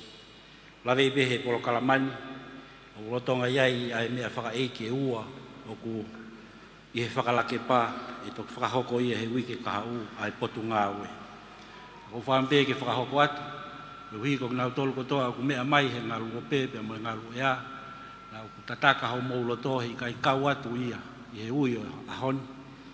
Ko e nau tolu peni ko nau tō tau o au mai ki Disema o i tau ko osi. Aia ko ki nau tolu eni. Ka teni se feti lātu. A whaere i ka ta hiwa whepueri, ta hiwa hiwa tolu. Ka mata ngāue, potu ngāue, a ta hawalu o maasi o awhi taha nima. Na ni hoko ai, ka assistant teacher, diplomat, i he tonga side school i nuku alofani. Pe he wafi taha nima, ki he wafi taha hiwa, i he lakanga tatau, i he feitu tatau. Wafi wanoa ki he wafi ua taha, na ni hoko atu he lakanga tatau, i he wawao high school. Pe he wafi ua na ni hoko atu ai pe i he lakanga tatau, ka ni foki mai ki he GMS-a Liviela. Na ne tō tau, pia ne tatau mai ki he potu ngā ue, i aho hongo fulu o Novemba, wafe ua tolu. Whiunga katoa ne whakahoko whatongia mai potu ngā ue, me tau e walu, mo i mahina e fitu. Waka uta atu mahi. Aho whaere i koe aho whao e pereri, tahi wa fitu noa, ka mata ngāwe he potu ngāwe a tahaono whepueri ta hiwa hiwa whaa. Na ni hoko ai ki lakanga ko senior assistant teacher i he GPS a tufu wai. Ta hiwa hiwa nima, na ni hoko atu ki lakanga tatau ka i he GPS a whaa he whaa. Ta hiwa hiwa ano he lakanga tatau i he GPS a te ikiu. Ta hiwa hiwa fitu ki he wafe i lakanga tatau ka i he GPS a tungua. Wafe mataha ke wafe matolu he lakanga tatau GPS a matuku. E wafe mawha ke wafe tahataha he lakanga tatau ke GPS angere ia. Wafe tahawa ke wafe tahatolu he lakanga tatau ke GPS a mawhanga. Wafe tahawa ke wafe tahauno he lakanga tatau be ko SATT he GPS angere ia. Wafe tahafitu na promote ai ke lakanga ko education officer o hiki mai ke waa o e lautohi e office ako. Wafe tahafitu ke wafe tahiwa e whatongia tatau he wheitu tatau. Pia i wafe wanoa na hiki haki ai ke lakanga ko inspector of school i he wheitu tatau pe kai ngau e ke truancy e mo reconciliation unity.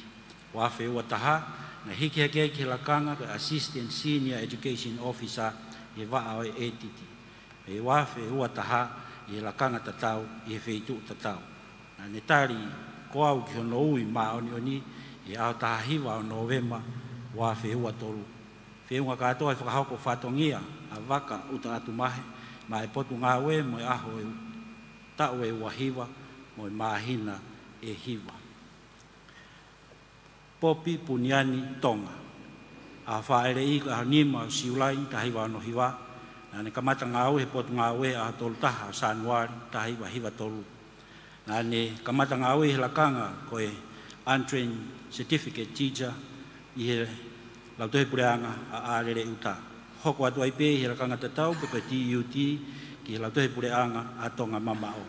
Ta hiwa hiwa wha, ne hiki heki ai ki he lautohe pureanga a arere uta, ka ne hiki ki he lakanga ko senior assistant teacher diplomat. Ta hiwa hiwa anō ki he wafe, ne hoko ai ki he lakanga ko first assistant teacher i he lautohe pureanga a arere uta.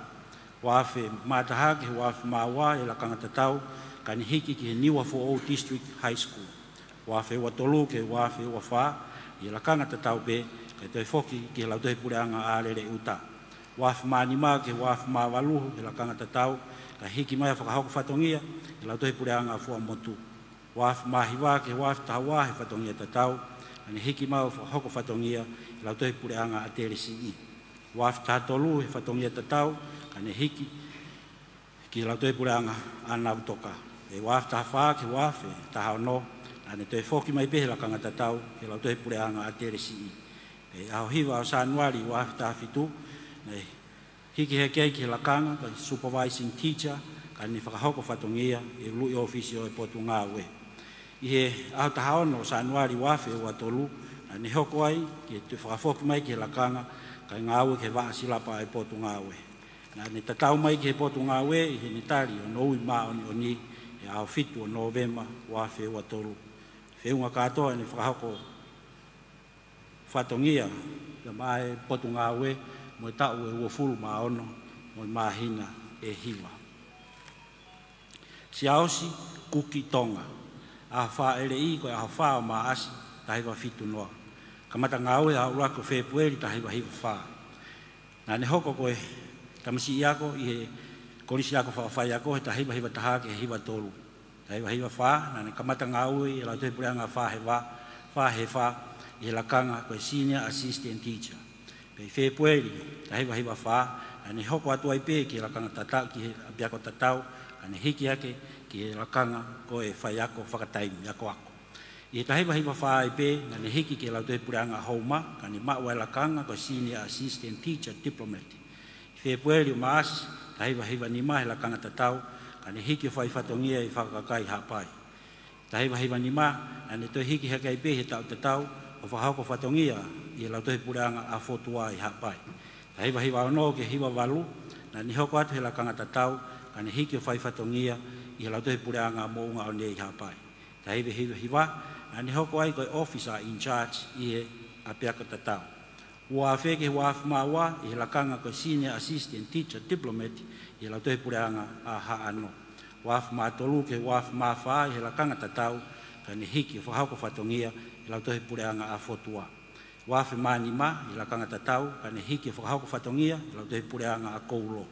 Wafu maono ke wafu mawhitu i lakanga tatau ka ne hiki o whahauko whatongia i koloa i wawako. Pe wafu tahataha ke wafu taha hiki hake ke lakanga, koe deputy principal, ka hiki mau whahauko whatongia, i lautohe pureanga a Riviera i wawa. Pe wafu taha ni maa ke wafu taha walu, Ane hiki agai ki lakanga koe Deputy Principal Grade 3 lau tohe pureanga a tonga lere ka i hapai. Waftahi wā i lakanga tatau ai hoko atu ke lau tohe pureanga a fotua i hapai. Wafe wanoa ane hiki agai ki lakanga koe Deputy Principal Grade 2 ane hiki whai whatongia lau tohe pureanga ni a fui wawa. Pe wafe mātaha ane hoko ai ki lakanga koe Deputy Principal Grade 1 i he lau tohe tatau. Pe wafe uowa, e wafe uowa, na hoko ai koe Principal Grade 2, kai whakahoko whatongia, i lau tohi pureanga a rei mātua. Pe wafe ua tolu, na hiki agai ki he lakanga ka Assistant Senior Area Organizer, ngā au he ului ofisio lau tohi i he lolo a halai walu. Na ne tatau mai ki he potu ngā ue, e ahau fitu o Tisema, wafe ua tolu. Whiunga katoa ne whakahoko whatongia, me tau e wahiwa, moi mahina, e hongo fulu. Ka rei sita, tupo wika, nā moe aki meta. A wha erei, a tahataha o me, ta hiwa hiwa wha. Ka mata ngau he potu ngā ue, a tahataha o e peleri, wa aftaha o no. Nā ni hoko ai, ko e whaiako ngā ue lau aho, i he lau tohi pureanga a maka rei wawa.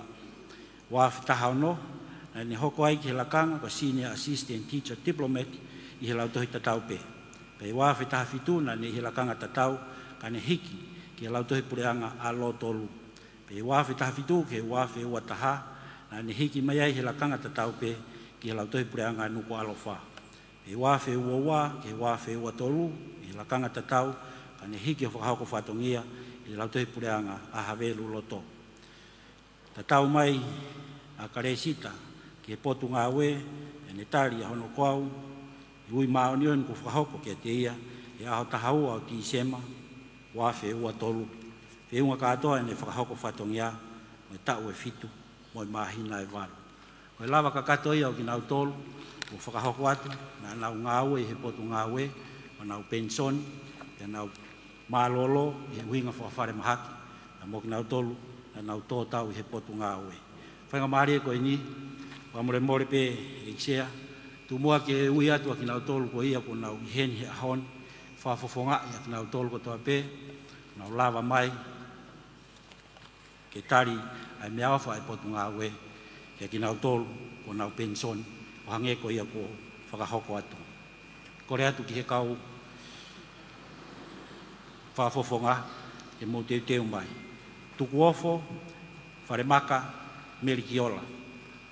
Tuku ofo na ngā ue whakamuimui he lau tohi pureanga hoi, tena e kakato e ne tau ngā ue ki a tahanima whee pueri wāwhi ua tolu, e unga katoa e ne ngā ue, me tau e ua tolu, moi mahina e tahataha.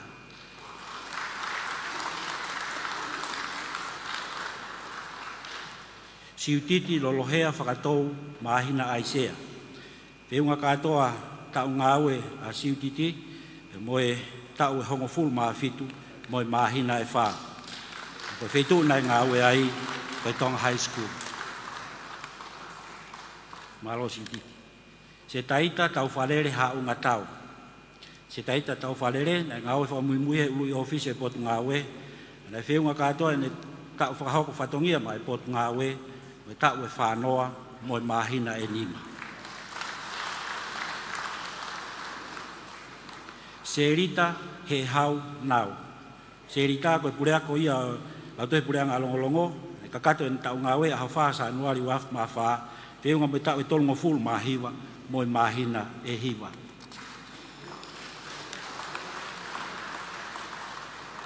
Mereane tawake whaingaa.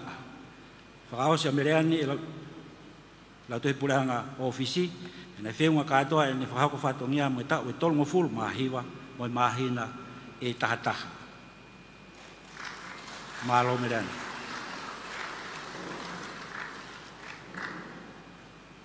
Mere wa moe tānaki pulu.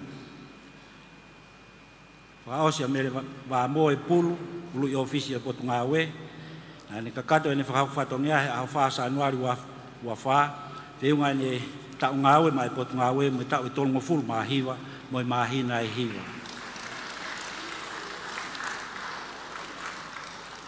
Maria Kistoosia Faresiwa.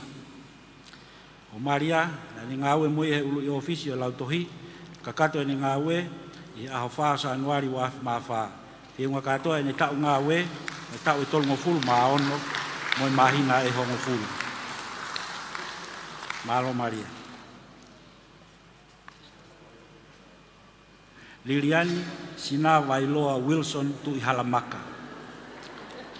Ko Liliani, na kakato ni tau ngawe, mo e aho wha sa anuari wafe wa wha. Whiunga ni tau ngawe mo e tau e wawalu mo e mahina e hiva. Marori yan. Arisi tui hef hasaeri kadaki. Kapau wa whafofonga kui kai kia whafofonga o arisi, wa mole mole whafofonga me potu ngawe o mauange ai me au whakoini. Whiunga katoa e ni tau ngawe ma e potu ngawe, mo e tau e wofulu ma walu, mo e mahina e fitu. Malo arisi. Ma ata tuai. Ma ata tuai, ko e kiutalahi ma loloia, ai ako maalunga a ewa, e nei kakato e ni tau ngawe, a tahani ma o tise ma wafe wa tolu, whiunga katoa e mo e tau e tolu mo fulu ma fitu, mo e mahina e tahataha. Malo mata.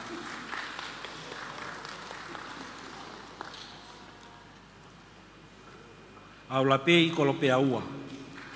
Katak maha wafufonga. Whiunga katoa e ne ahoko whatongia mo e tau e walu mo e mahina e onu. Pene ngau e whakamui mui i he koristonga.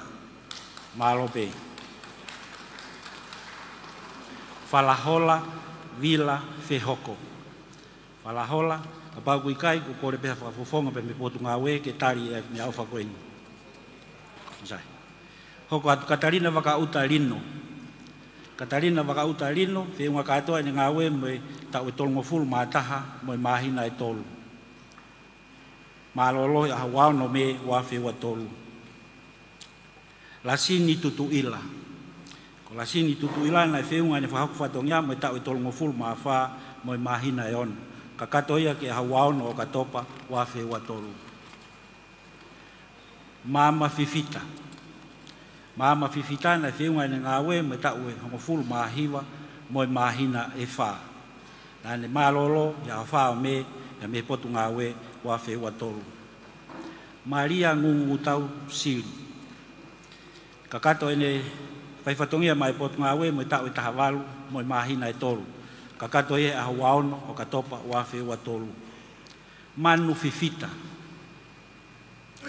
Manu Fifita, whiunga ni whatongia e potu ngawe mo e tau e tolu ngofulu mawha mo e mahina e hiwa. Na ne kakato ni ngawe aho ngofulu whepueri wafe wa tolu. Kateni se feti latu. Kateni se feti latu, na whiunga katoa ni whahako whatongia mo e tau e walu mo e mahina e fitu. Waka uta atu mahe. Waka uta atu mahe, na whiunga ni whahako whatongia mo e tau e wahiwa mo e mahina e hiwa. Na malolo pekia, ya tahiwa Novema wafe wa tolu. Popi Puniani Tonga. Popi Puniani Tonga, whiunga katoa ene tau ngawe, mo e tau e wafaba mo e mahina e hiwa. Nane tatau, pe tōtau, i aho fitu Novema wafe wa tolu.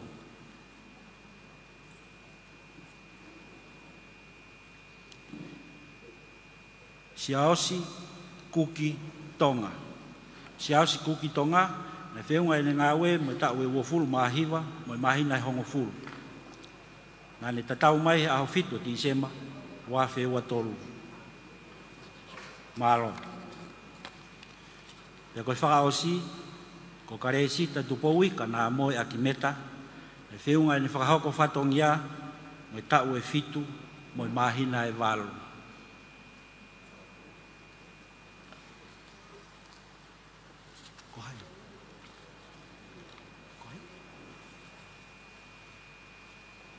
Karesi ta tupoui ka nā moe akimeta,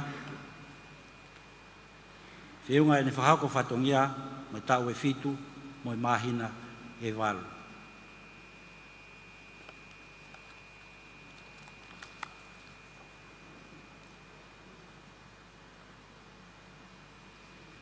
Rea ke mo te paspasi mai, e kakato ia, o whahoko whatongia, ai potunga au.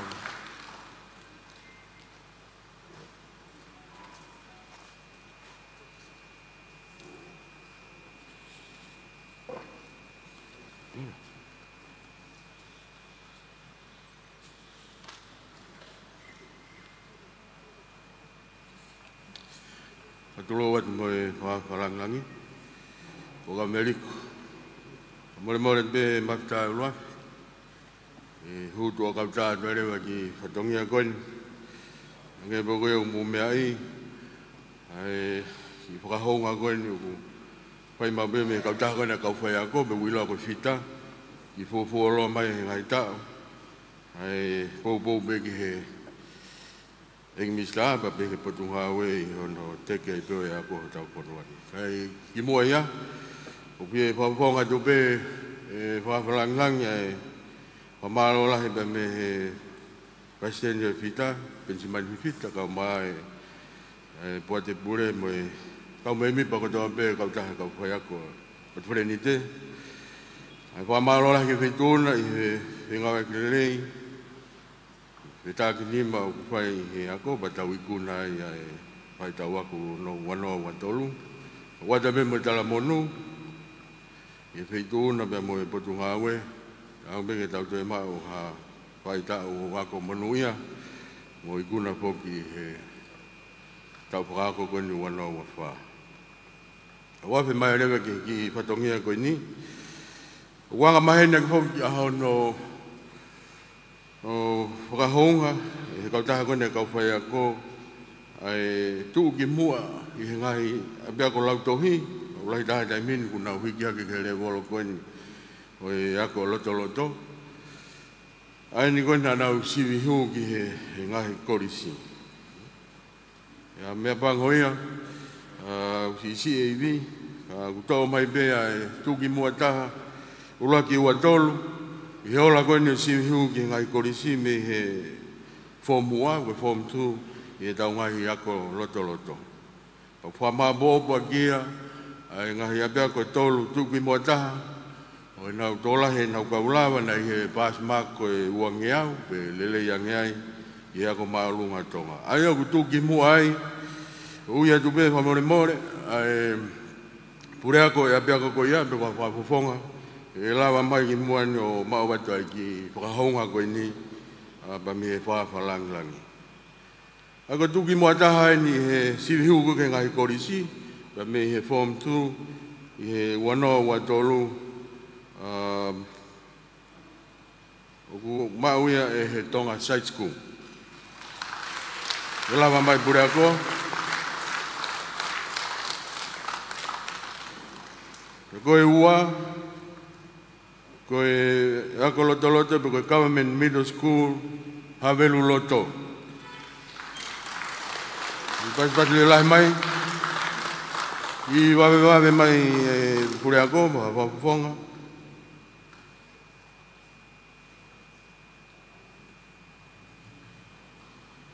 E ua ni koe peko loto a Havelu loto.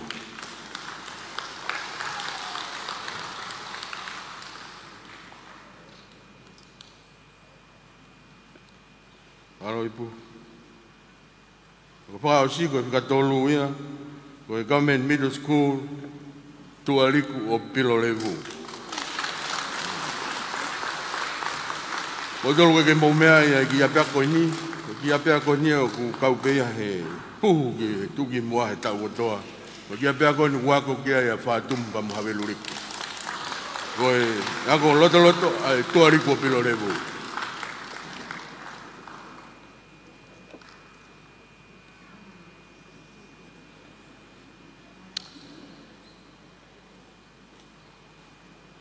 Aro, amalo lah tu mata luar, ke whakalangi koe lawa ki whatongia, malo bit.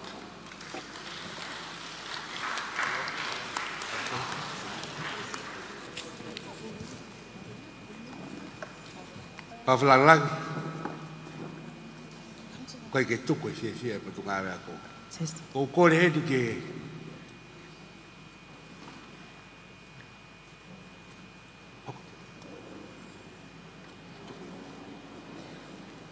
Iyo, wha more me kau hiwa ko hiko e tau taimi. Iyo, kore pege koe ngahi re one potu ngai ako. Na o mai hatau ki fasi, tau whakakawei ngai ke whakamau ho tau ui. Koe kawa inga whulau ia e uafe, uafa. Koe hingoa e lau hiwa, koe ui ai tu ki mua pe koe master calling. Malo.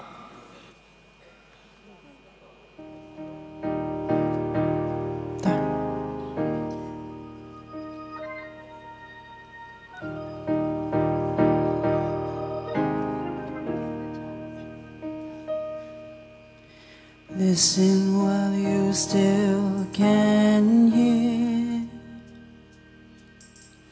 Listen while you still can hear the Master's call. The Master's calling.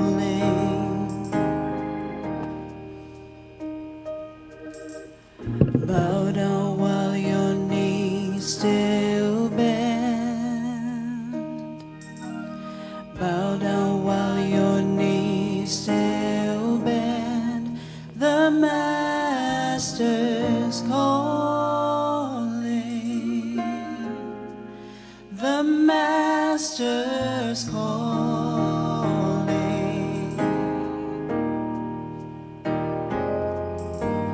I don't want to run or walk away from here.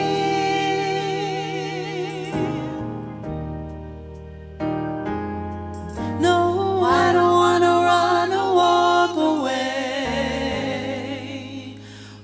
away from here.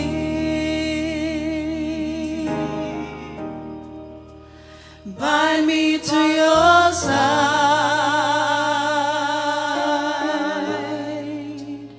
Bind me to your side.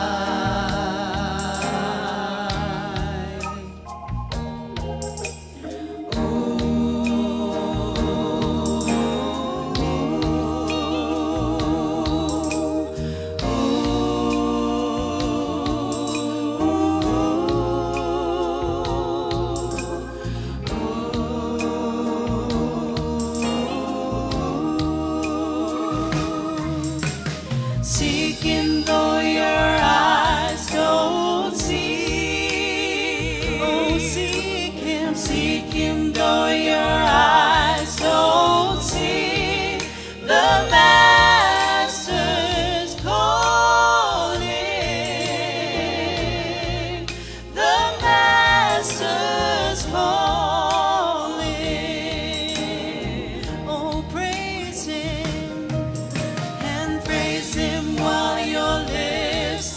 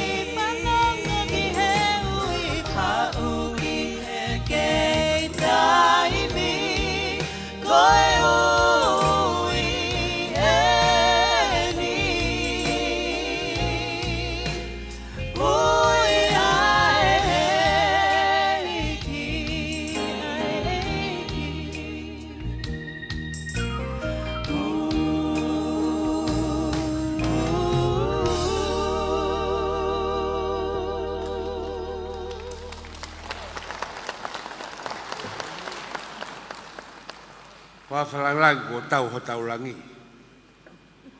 Au watu e ni kore si matamua ki whituona. Ke toa ngamoha koloa e kau ngā oe o ia koe wawha ki tari aki hona ui. Malo.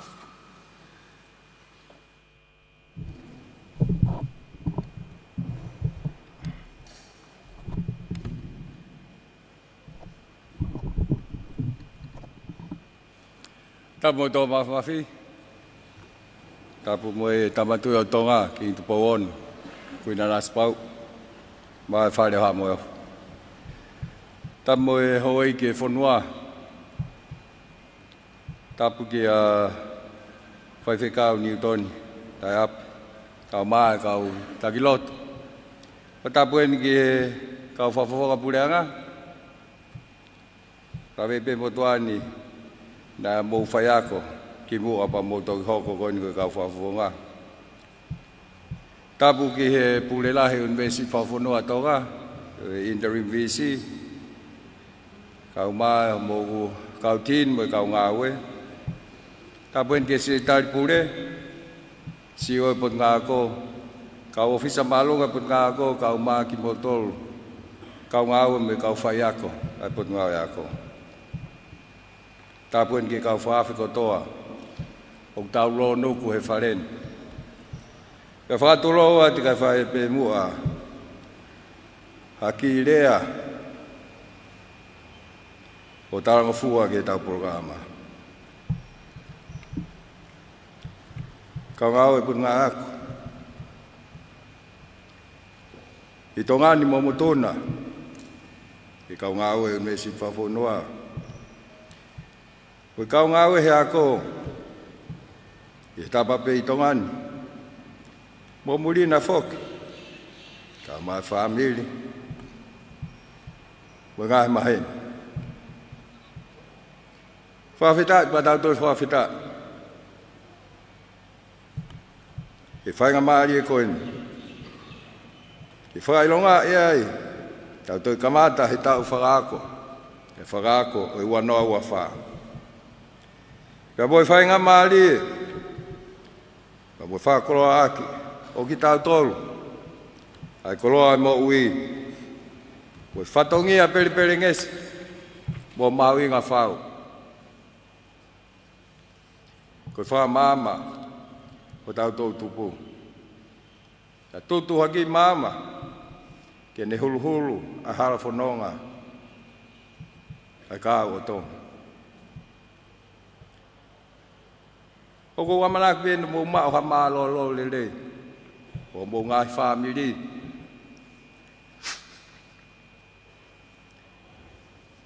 ka mo fok mai ko ni ko fa fo ho mo ivi ma te ho mo atamai to amali e ho mo ngai loto ke tu mo loa ki ono ke fraolo ai mama ko tau he ako ko seni tuli ono pa to loa ki mai e phone one. O honga ia e loto. I o mou kei tukupa ke tau fo he whatongia mahuinga koe ako. Koe tūhuru mama mai lo tonga mui kaha ue whonua. O whafua ke e nau mo ui pe taki nau tolu. E hala whanonga o i poto mo i ilo. Kau ngau e malolo. I kai ke aha rea pe hamea e whiunga ke whahoko atu. Ke whahoko atua ke haunga ia, ai motuani. Potu ngāwe ka umai whanua, ka koe whakamālope. He whai whatongi au ski a berenga, o mou whakataki. Ka mou whai whatongi e mateakiri oa, ma ai hako tupu e whanua. Mālo e whai whatongi a lerei, ka kuat whataha, me tala monu ke hoko atu, ke e pokfo ou. O mou whanonga, i e mo ui.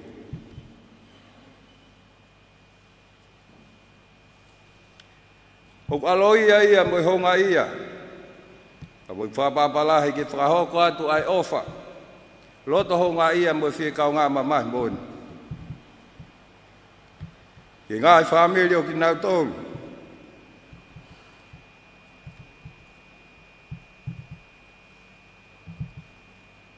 Ni nau tō tau. e fie piki uma. E me tangtaka kone ahia homu ngahi lot whare. Whatawange pe, e whapulupul mo tolu, e keresi ofa a eiki. Kau ngā ngāwe. Mahino pe lahe pore mo whaingata ke. Lahe taimi e te siia e te kātaki. E siia e homo iwi. Te whakau kā wai. Pe kuanga koa ho mataki e whatongia. Koe whanongo hape. Ke mō mana tua e tā si pinga. Ai whai ako le rei taha. Ai eiki o tau. Ao tau whamaui. Ai si pinga. Ke tawako me ai. Ai o wha. Wha kātaki. Fie toko ni. Wha afuaki. Mweli aki mo ui. Pai he tawako me ho tau eiki. E tō atuai e tau mawhasia, e tau ongosia, e tau ongoi, tau mua warea. Ka koe ngahi nau mo e tā sipinga eni, ki hono a koi e tau kau whai ako. Ka koe kakano ia, o whai ako mātonga.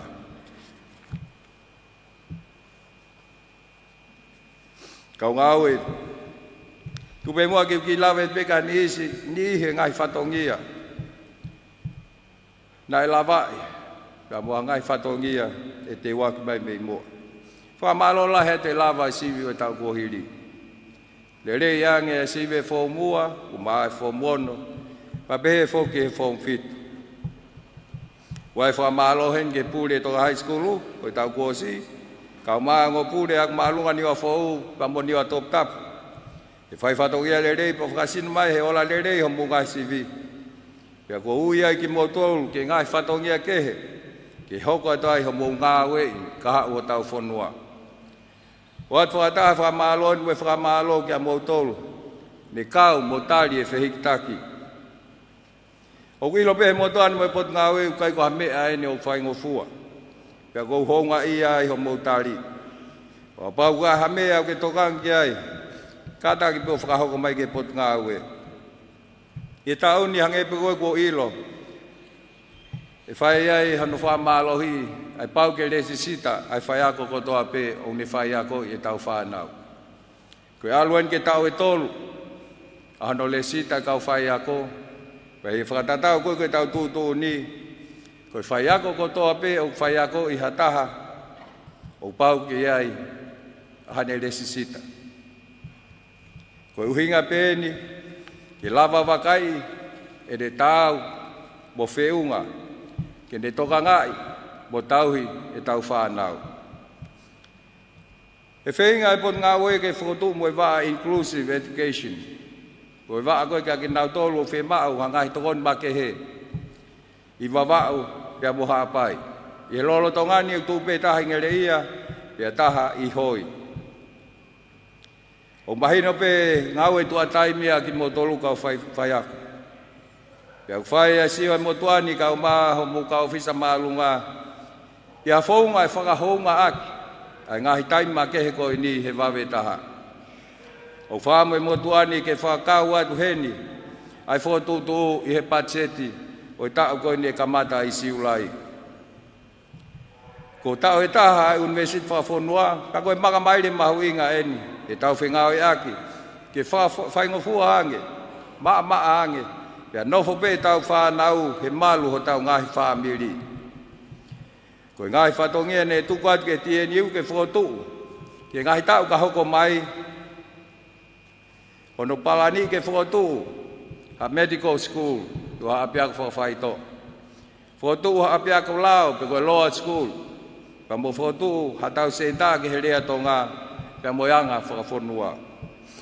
Whatoa ngā iange ua silere mo tau ngahi programa mataitohi, o kawai a mataitohi i he nesi.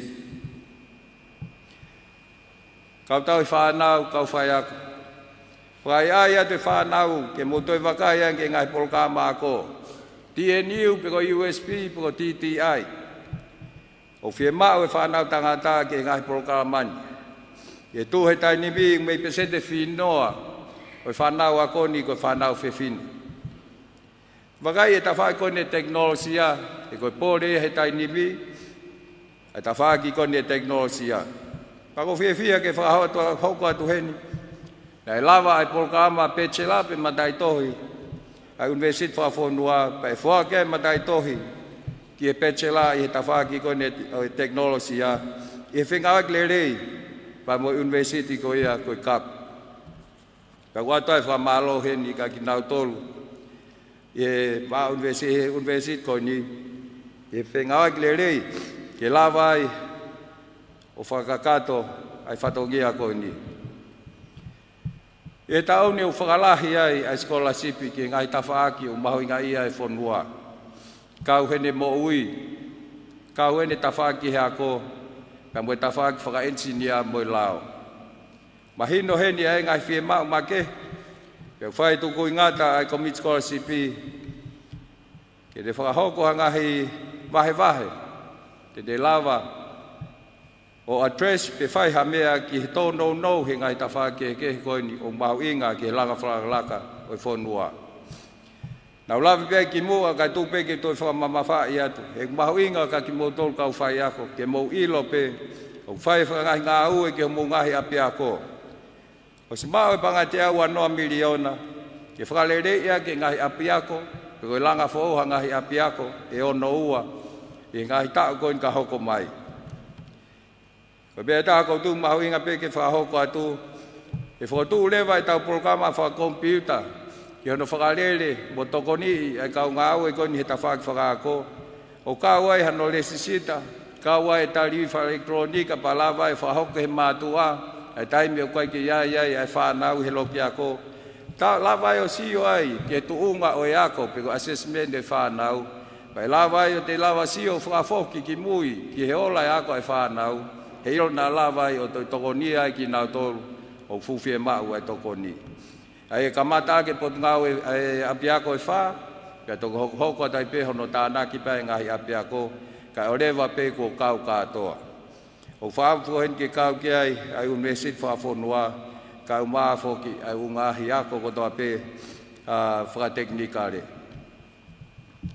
Whamui pe he kai ngau pe he ni utari e tau form fitu he tau kōsi, e nuusila, ki he kohiri nei pau ke whai tala noa, mo whakamatalai, ka koe ni ulawa lere ngau e koni whamalo atu, ki a ki nau tolu na nau whai e ni, ki tale nuusila whai rewa ngau ki Australia.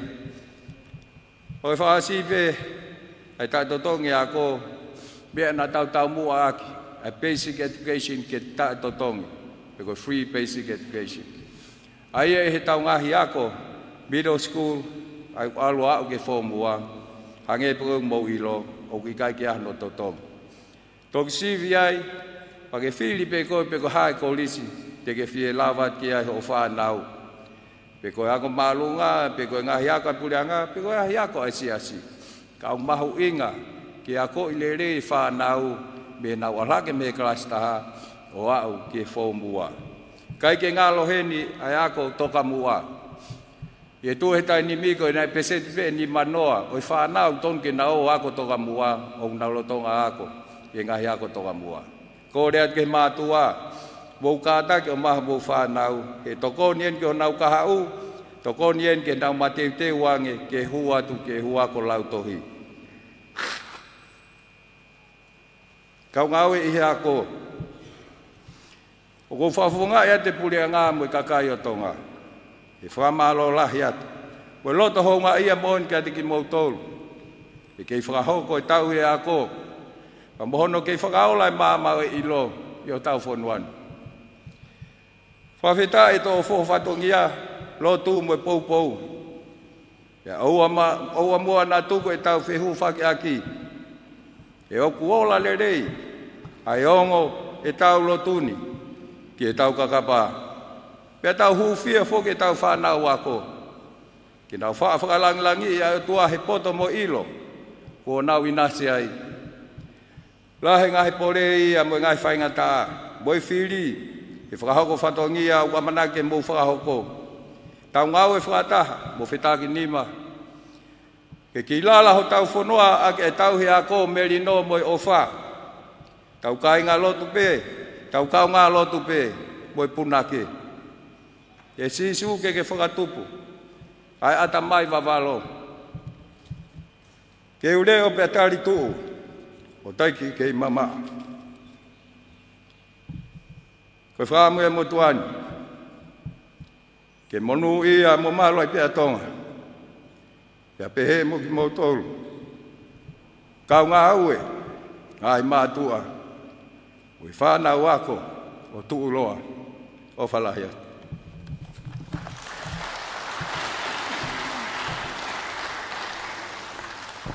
Lala kakatoi ai koloa ko tō me ikpare mia tonga. Hoka kire whamalo ko iskeri oko. Pek ni sta ko ngā ue, ko ikpare mia tonga. Whawhalanglangi a proklamani. Ia, ko kore whamore atu, maf tōki mana mui. Kala mo kāpui ka hufangatu he talau whaku ka matake ko wau makeheni. Ka whakahoko ata whakamalo.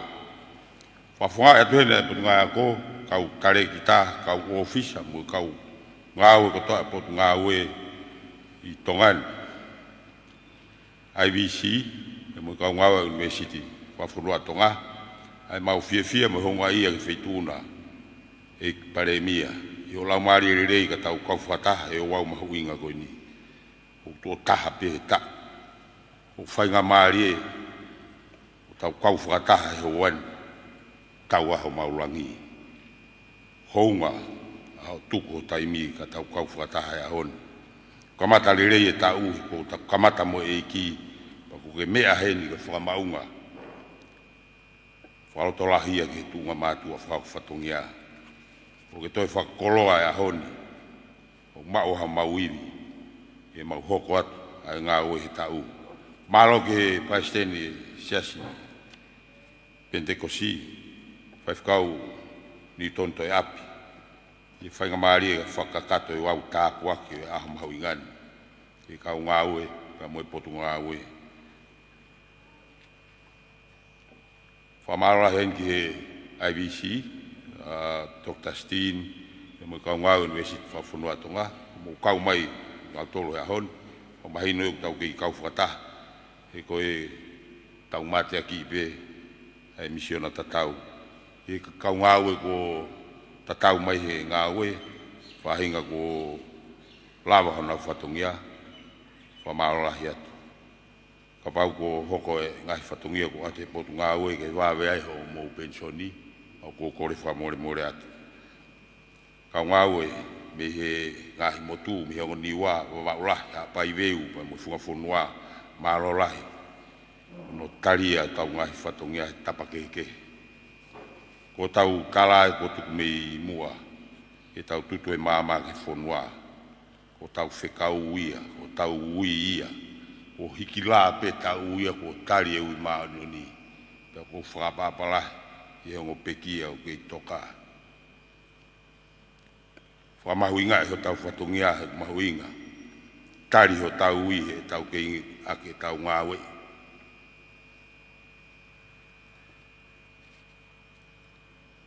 Mea ne lawe kai whawhalanglangi o kulahi o no ngahi pore e tau mateu teu ke tari.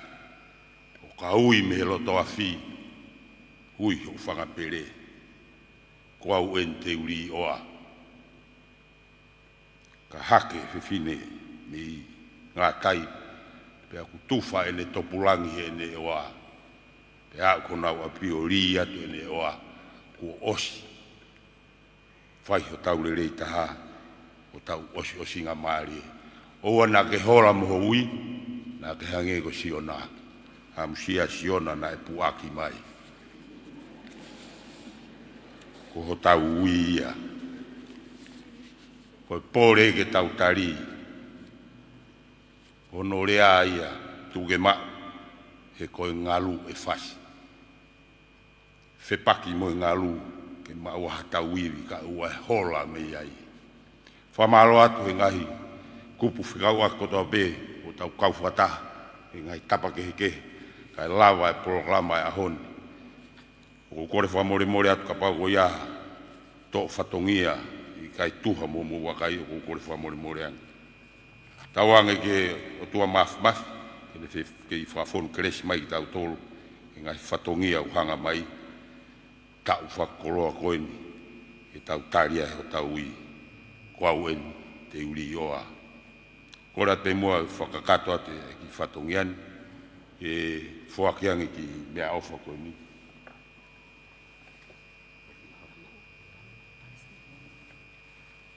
Mori pe sekretari lahi, sekretari pure e whakakato mua whakiangi mea awha koe ni ki he whaiwhikau o ne whakamonu o tau koloa ka matanga tau whakaako koe ni.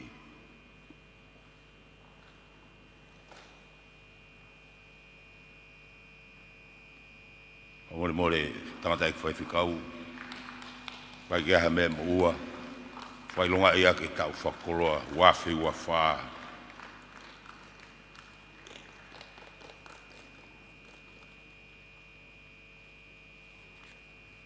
Kau e whakato mai tau wha maroa ka tau pasipasi. Tua whatu.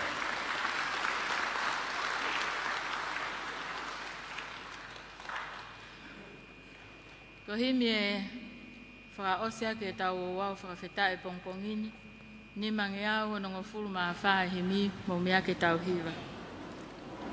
Sisu ne ui mua e kakai, hau ki au. Ko lele i o kukumi ki ai, e kai mau i mamani. Kau mawhasia, mo hau ki au. Ai e kui o ke, o ako kotoa i au.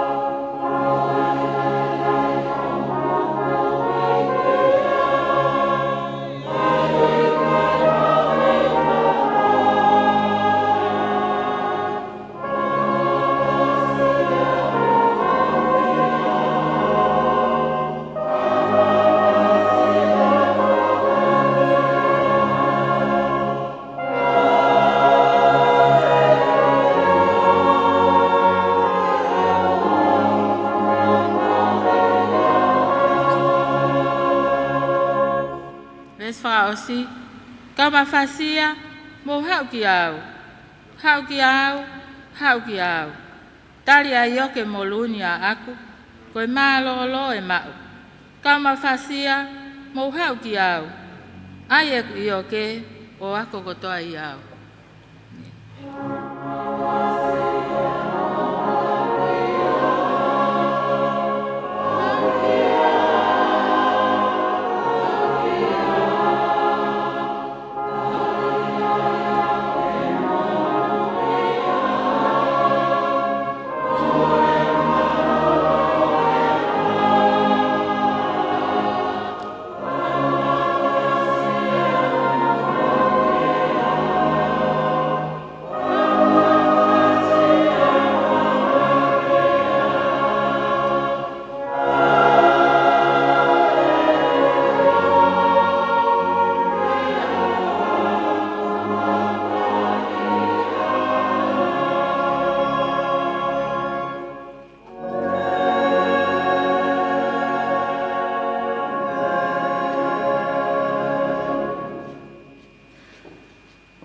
Whamalo atu e o tua, i he lava e ngā ue mo i whatongia e honi.